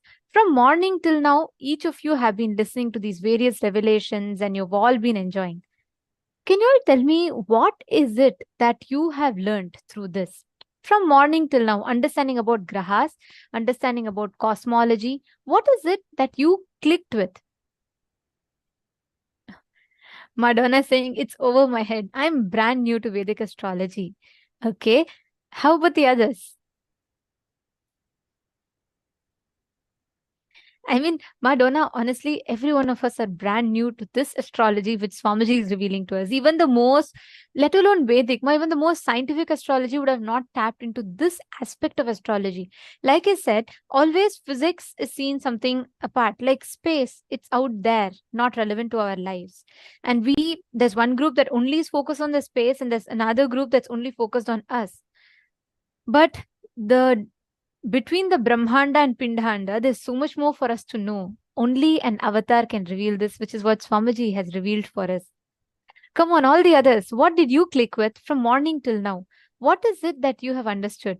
Ma Malarvati Arulampalam is saying it was mind blowing. Okay, how about the others? When you listen to these revelations on cosmology, and how was it for you? Ma Mehnaz has put, I am amazed how this ancient civilization was exploring this multi universe concept. Beautiful, right? How about the others? Ma Yalipeng.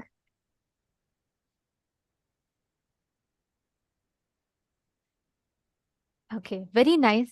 So many of you have posted.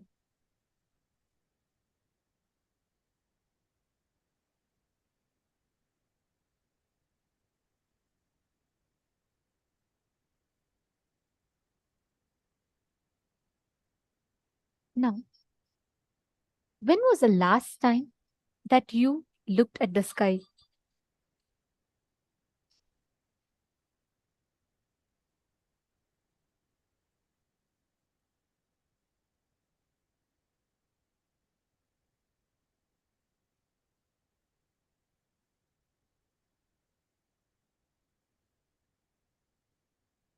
In the last full moon? Or probably the last meteor shower that you saw about? Or even earlier, let's say in your school, when you first learned about constellations?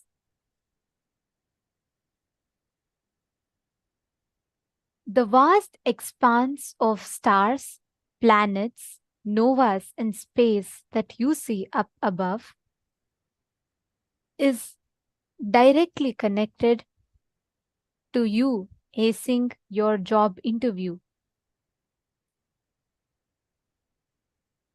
These stars, novas that you see in the space, they hold the key to you acing a job interview, your happily ever after and ultimate bliss.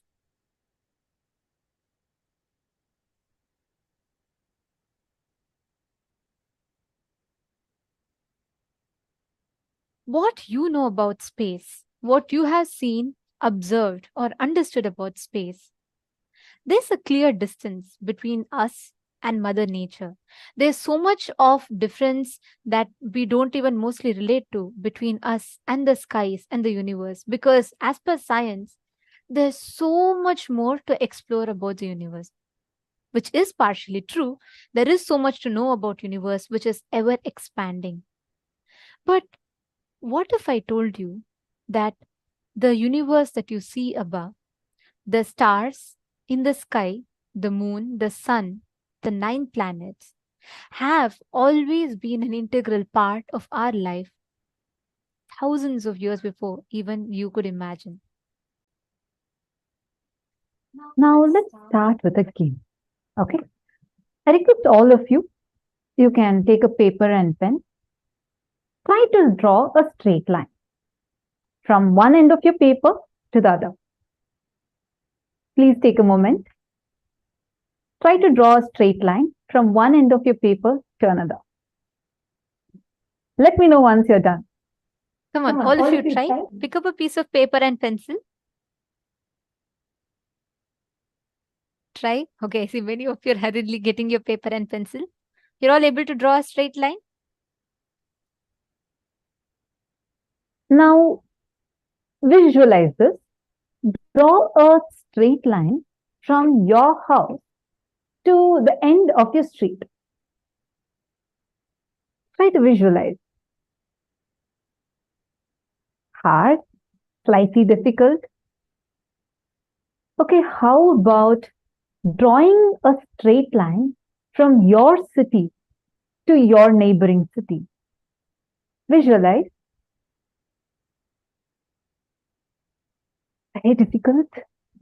Not able to visualize. I see many of you trying hard and squinting your eyes, trying to see, trying hard to visualize. Okay, getting harder, is it? Getting harder? Okay. Now, how about going back to a time where there were no Google Maps, no GPS, no clocks, no internet, no navigation tools, absolutely nothing. And in that time,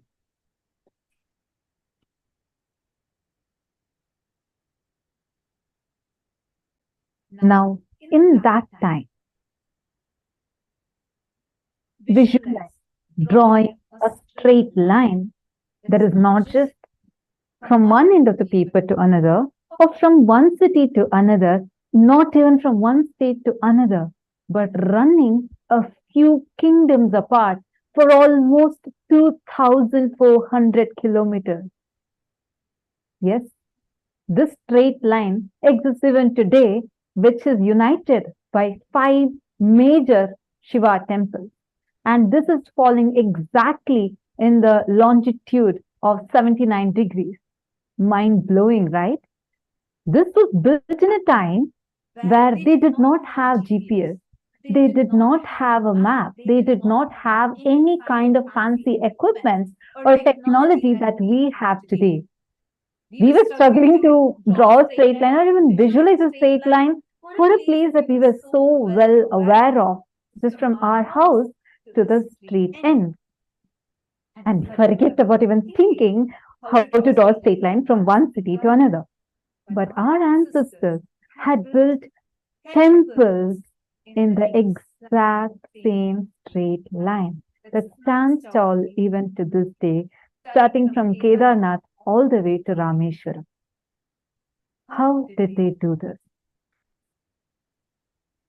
Because our ancestors had access to something extraordinary. They possessed the knowledge of something really, really powerful and amazing. They were having the ability to access this vast knowledge, going as far as galaxies away, not just few kingdoms away, but few galaxies apart. And there were no Google Maps at that time. Here, even with having Google Maps, internet, for us to visualize, it's a struggle. But there were no Google Maps, there was no internet, there was no concept of all of this. But how did they do it? Take another example. What you all see behind us is the Konark Sun Temple in Orissa, which dates to 1250 CE.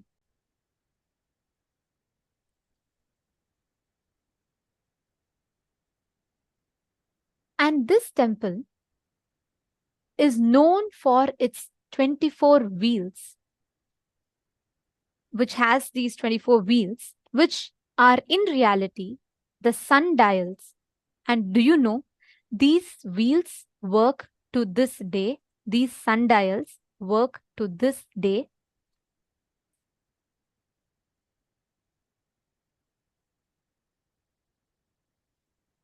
This is an ancient machine that can calculate up to minutes precisely to this day, even to this day. This temple is situated in Orissa, present day India. And this sundial, as you all can see in the picture, has 8 big lines, which divides 24 hours into 8 parts, each of them lasting for 3 hours. And they have 8 small lines, slits in between them, and big lines, which cuts the 3-hour parts into half, which is 1.5 hours. And these small lines makes the 90-minute intervals with a big line followed by a small line, as you all can see in this picture. And what I am showing you is one small carving, one small wheel carving out of that huge temple. And there's a science hidden behind this, just a simple wheel that is there. Doesn't end here. Do you all see these small beads in the wheel? There are 30 beads between a small and a big slits. Each bead represents 3 minutes for precise time measurement. And this sundial, which was built centuries ago, works with the same precision to this date. Even today, if you go to the Konark Sun Temple and if you try calculating time without the need of modern machineries, without need of modern watches, phones, anything, you can calculate the time with the exact same precision up to 3 minutes precise.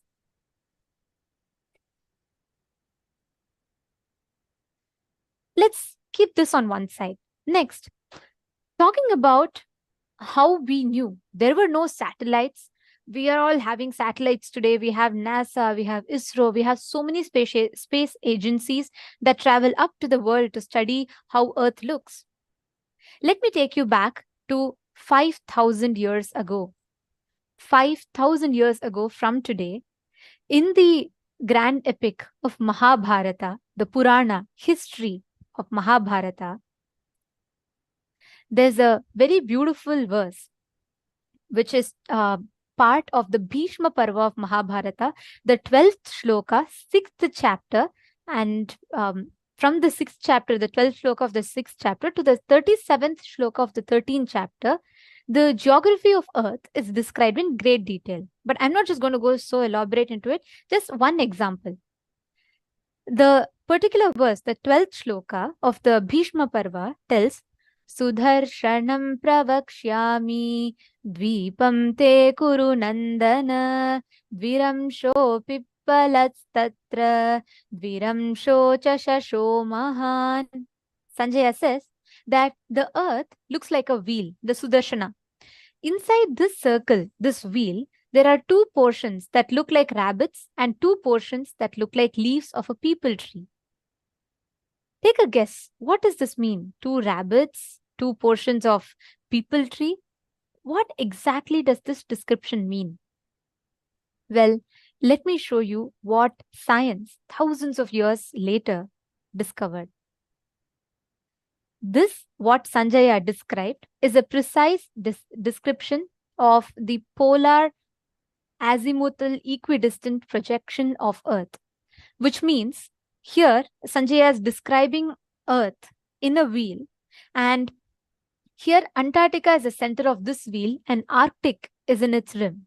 And the two rabbits, exactly as you can see in the drawing, are the Eurasia and the North America, and the two leaves are Africa and the South America. Here you can see very precisely exactly how, as Sanjaya described, this drawing, the two rabbits and the two portions of a peepal tree leaf. Just try to see the image inverted. You'll exactly see what we're describing. It's so precisely described. This was a time when there were no so-called satellites as per modern science that existed. This was a time 5,000 years ago. As per modern science, Galileo discovered planets and space in the year 1610 CE. All of you can Google it.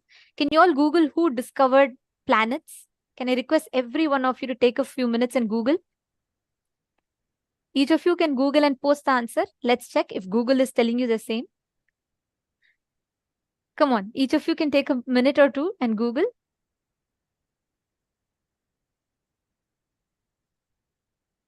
Google who discovered planets, and you all can post the answers in the chat.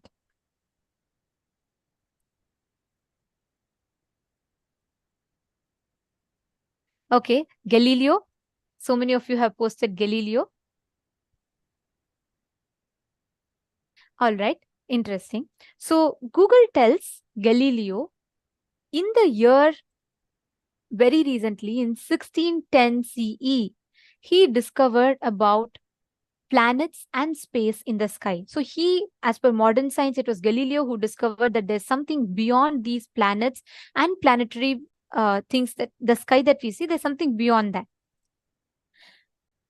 But what if I told you much before Galileo, if I have to be precise, exactly 5,608 years before Galileo did, a Vedic text called the Jyotisha Vedanga, dating back to 4000 BCE, mentions precise astronomical data and various cosmological events described in the sacred scriptures. This is just one part of our Vedas. That's why it's called as Vedanga. It's one part, one anga of our Vedas. This Jyotisha Vedanga, which is dating back to 4000 BCE, precisely mentions about the different astronomical data and the cosmological events as they happened.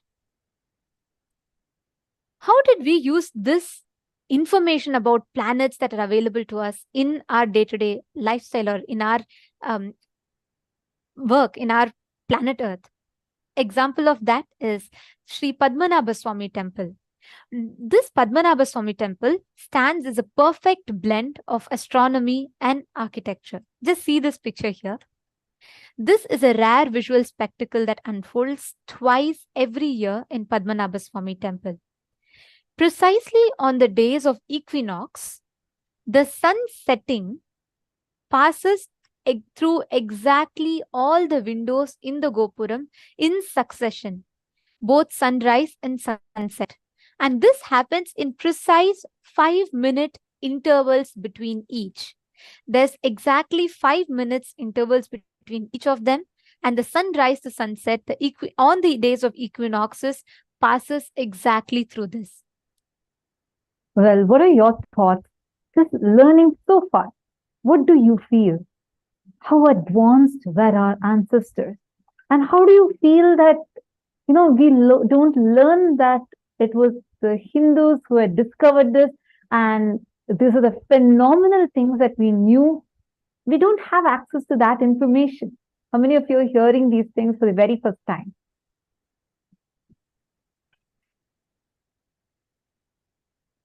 Come on, take a moment and share. How many of you are here listening to this for very, very first time? Yes, first time. See for yourself, what an amazing thing has been hidden from us. This is my first time, me. Okay. Wow. I see so many of, I think, various different Zoom rooms. So many of you have responded. Ma Susan has put this, history is taught by conquerors and the rest is covered up. Actually, the history is available to us even now. All these things are available.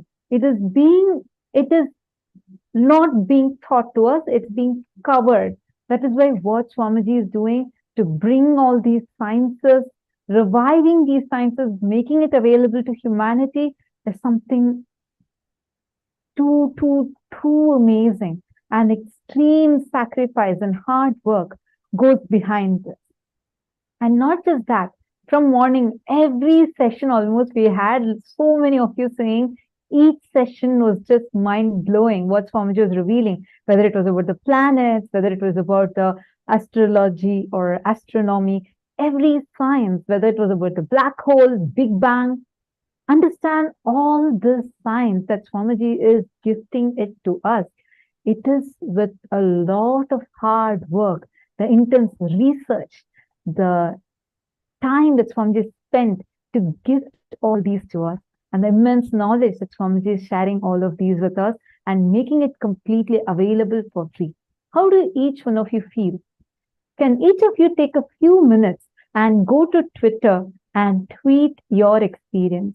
How you feel just being here today, receiving these amazing gifts from Swamiji, and where Swamiji is gifting to you the knowledge, the gifts from Sanatana Hindu Dharma, which otherwise is not available to us today. And most importantly, when you see that so many information, so many truths that's so publicly available, like you all Googled and all of you have posted how Galileo is shown as the person who discovered. But 5,000 years before Galileo, our rishis, our scriptures very clearly described about the different astral bodies in space. Same way, if you see Rishi Varaha Mihira, who existed somewhere between the 6th century CE, in his book, the Paulisha Siddhanta, he accounts clearly how Earth is spherical and constitutes of 5 elements, which stands poised in the region of spaces, as if in an iron ball held in a position in a cage of magnets. He has so precisely described. This is in the 6th century CE. Similarly, Kamalakara, a Hindu astronomer and mathematician who lived in Varanasi in the 17th century AD, gave the first detailed account of causes of earthquake within Earth's crust. However, the European geologists took another whole century to publish the first basic understanding of Earth's interior and the phenomenon called earthquake. In every single step, we were advanced. For example, Aryabhatta. In his book Aryabhattiyam, dating 477 AD, mentions about how Earth revolves around the Sun, the distance between Earth and the Sun, and how Earth takes 24 hours to rotate around the Sun, and how Earth rotates on its own axis.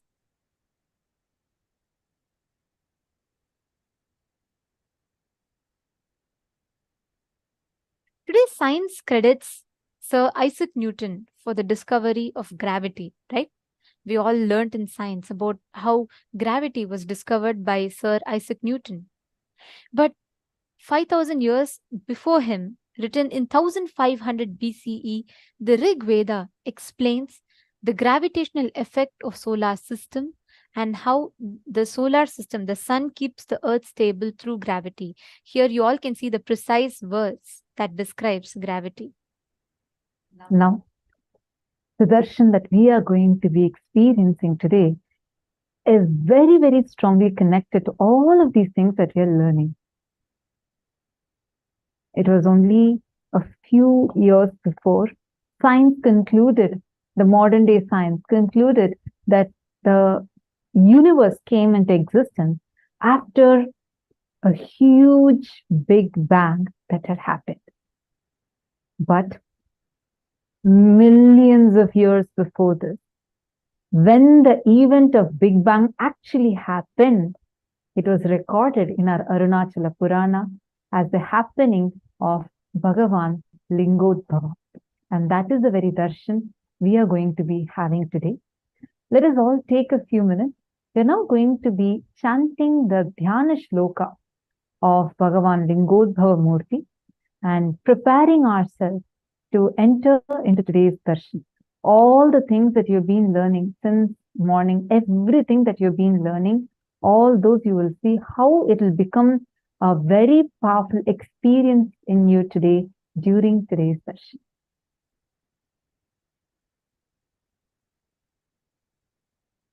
Devam garbhagrihasya manakalite linge jatashekaram katyasakta varam cha dadhatam krishnam mrigam chabhayam savyetankamamaya padamakutam brahmachutabhyam yutam urdhvadastitam hamsakolamamalam Lingodbhavam bhavaye. This is a beautiful Dhyana Shloka describing the happening of Bhagavan Lingodbhavam. And today's session is, actually today's day is today's Pradosham. This is the very day when Bhagavan Lingodbhava manifested, meaning this is the exact time frame. Like the whole cosmic alignment is there in such a way exactly how when Bhagavan Lingodbhava manifested it was there. That is why today especially Swamiji is going to be giving all of us the darshan of Bhagavan Lingodbhava Murti. We all are going to be experiencing this powerful darshan today. Now, before we enter into the darshan itself, I want to share with you something really, really amazing. And for this, we request all of you we want to share with all of you how the cosmic descent actually got recorded in the cosmos itself.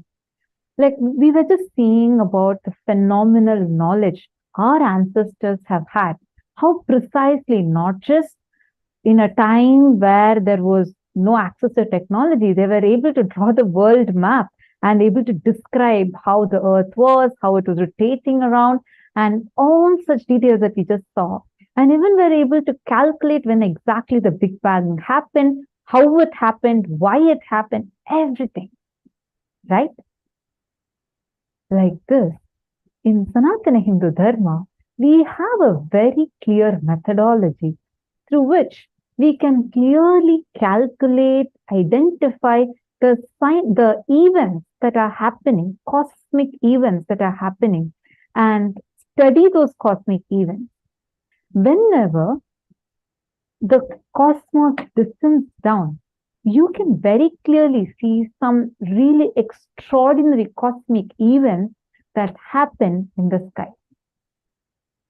So we had the science to study. It was not just that the macrocosm was irrelevant to our lives.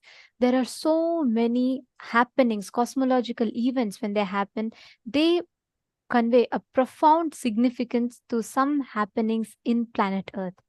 And Hinduism had mastered precisely on how to read these cosmological events. There are multiple times big bangs, black holes, the happenings of supernovas, all of these which signify events of profound importance in our planet Earth.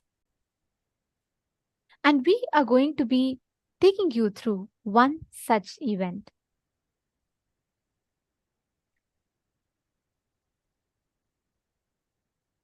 For thousands of years, Hindu scriptures have been able to comprehend these cosmic phenomena which are beyond the logical explanation. And we have been able to precisely map these happenings in our daily lives.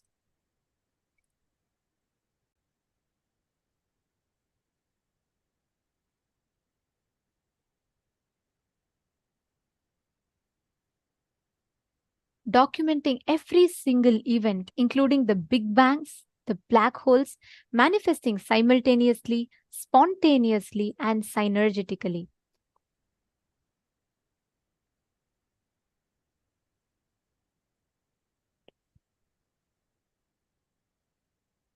If you see so many cosmological events that happens around, our rishis had the clear signs of identifying their significance, what they had, what they represented, and how we are impacted by them. In the Skanda Mahapurana, Paramashiva very clearly reveals about how the linga is everything, and therefore the whole universe has originated from it. This Skanda Mahapurana is the exact Purana where the happening of Lingodbhava is mentioned. And in this particular verse, Paramashiva reveals about how the Linga Udbhava happened. The universe is created from the Linga. The Linga is without the beginning and end, and it is the eternal Brahman.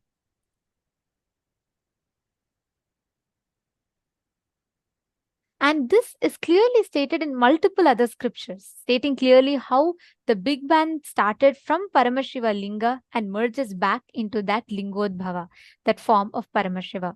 We all can see that how science is coming to this conclusion about how the whole age of the universe, if you see the cycle of the universe, right, what science has lately discovered is exactly in the shape of a linga, which we have been worshipping since millions of years. According to the science, the universe was created out of a black hole, and suddenly a big bang emerged into creating this universe. And this is exactly what in our scriptures we call as the manifestation of Lingodbhava, the avyakta, manifesting into vyakta, the manifest. So the descent and the departure of great incarnations, when cosmos descends, it has been recorded in multiple astrophysical phenomena such as meteors, comets, and supernovas. For instance, if you see when Bhagavan Ramana Maharshi attained Mahasamadhi in 1950, thousands were witness to an illuminous meteor traveling across the sky. Like this, there have been multiple such events that have been clearly recorded, and something very, very phenomenal, exactly like this, happened on the 3rd of January, 1978, exactly when Swamiji, the Supreme Pontiff of Hinduism, descended on the planet. On the 3rd of January 1978, the exact moment that Avatar descended. Let's start with the birth. Let me describe exactly the experience of birth, the experience itself is really wonderful. There was no dual or two things. First, it can be said even in the way like a light covered by light. There was no experience, experiencer and experienced separately. There was only one consciousness which is intelligent, which is alive and which is enjoying itself.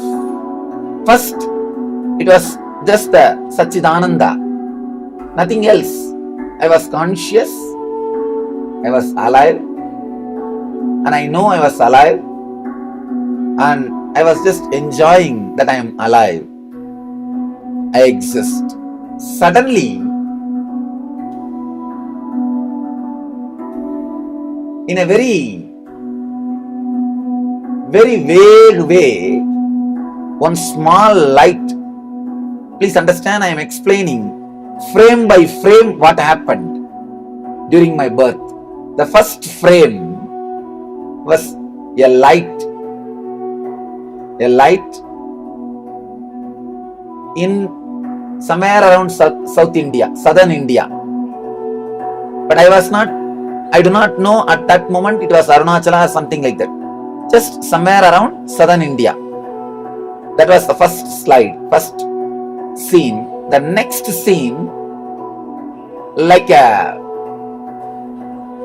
star, shooting star, I was just pulled by that light. The third scene in my consciousness was the Arunachala.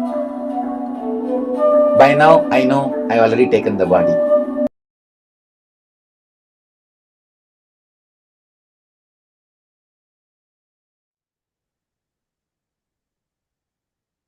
This was clearly recorded in the modern day science. Exactly when Swamiji had descended, like exactly how Swamiji described, in the night sky appeared a supernova in the constellation of Aquila approximately at 12:50 a.m. IST. And this was one of the brightest supernovas ever. And this was the exact auspicious time when the Supreme Pontiff of Hinduism had descended on the planet. Jan 3rd, 1978. Until now, this has been the brightest supernova ever recorded. There's a lot more to share, but it's already time for all of us to enter into the most awaited segment of our day. It is all into experiencing the Bhava Samadhi Darshan of Bhagavan Lingodbhava through the Nijavatar of Paramashivoham himself. Please sit with your head, neck and spine in a straight line. Close your eyes and chant the Mahavakya. Paramashivoham.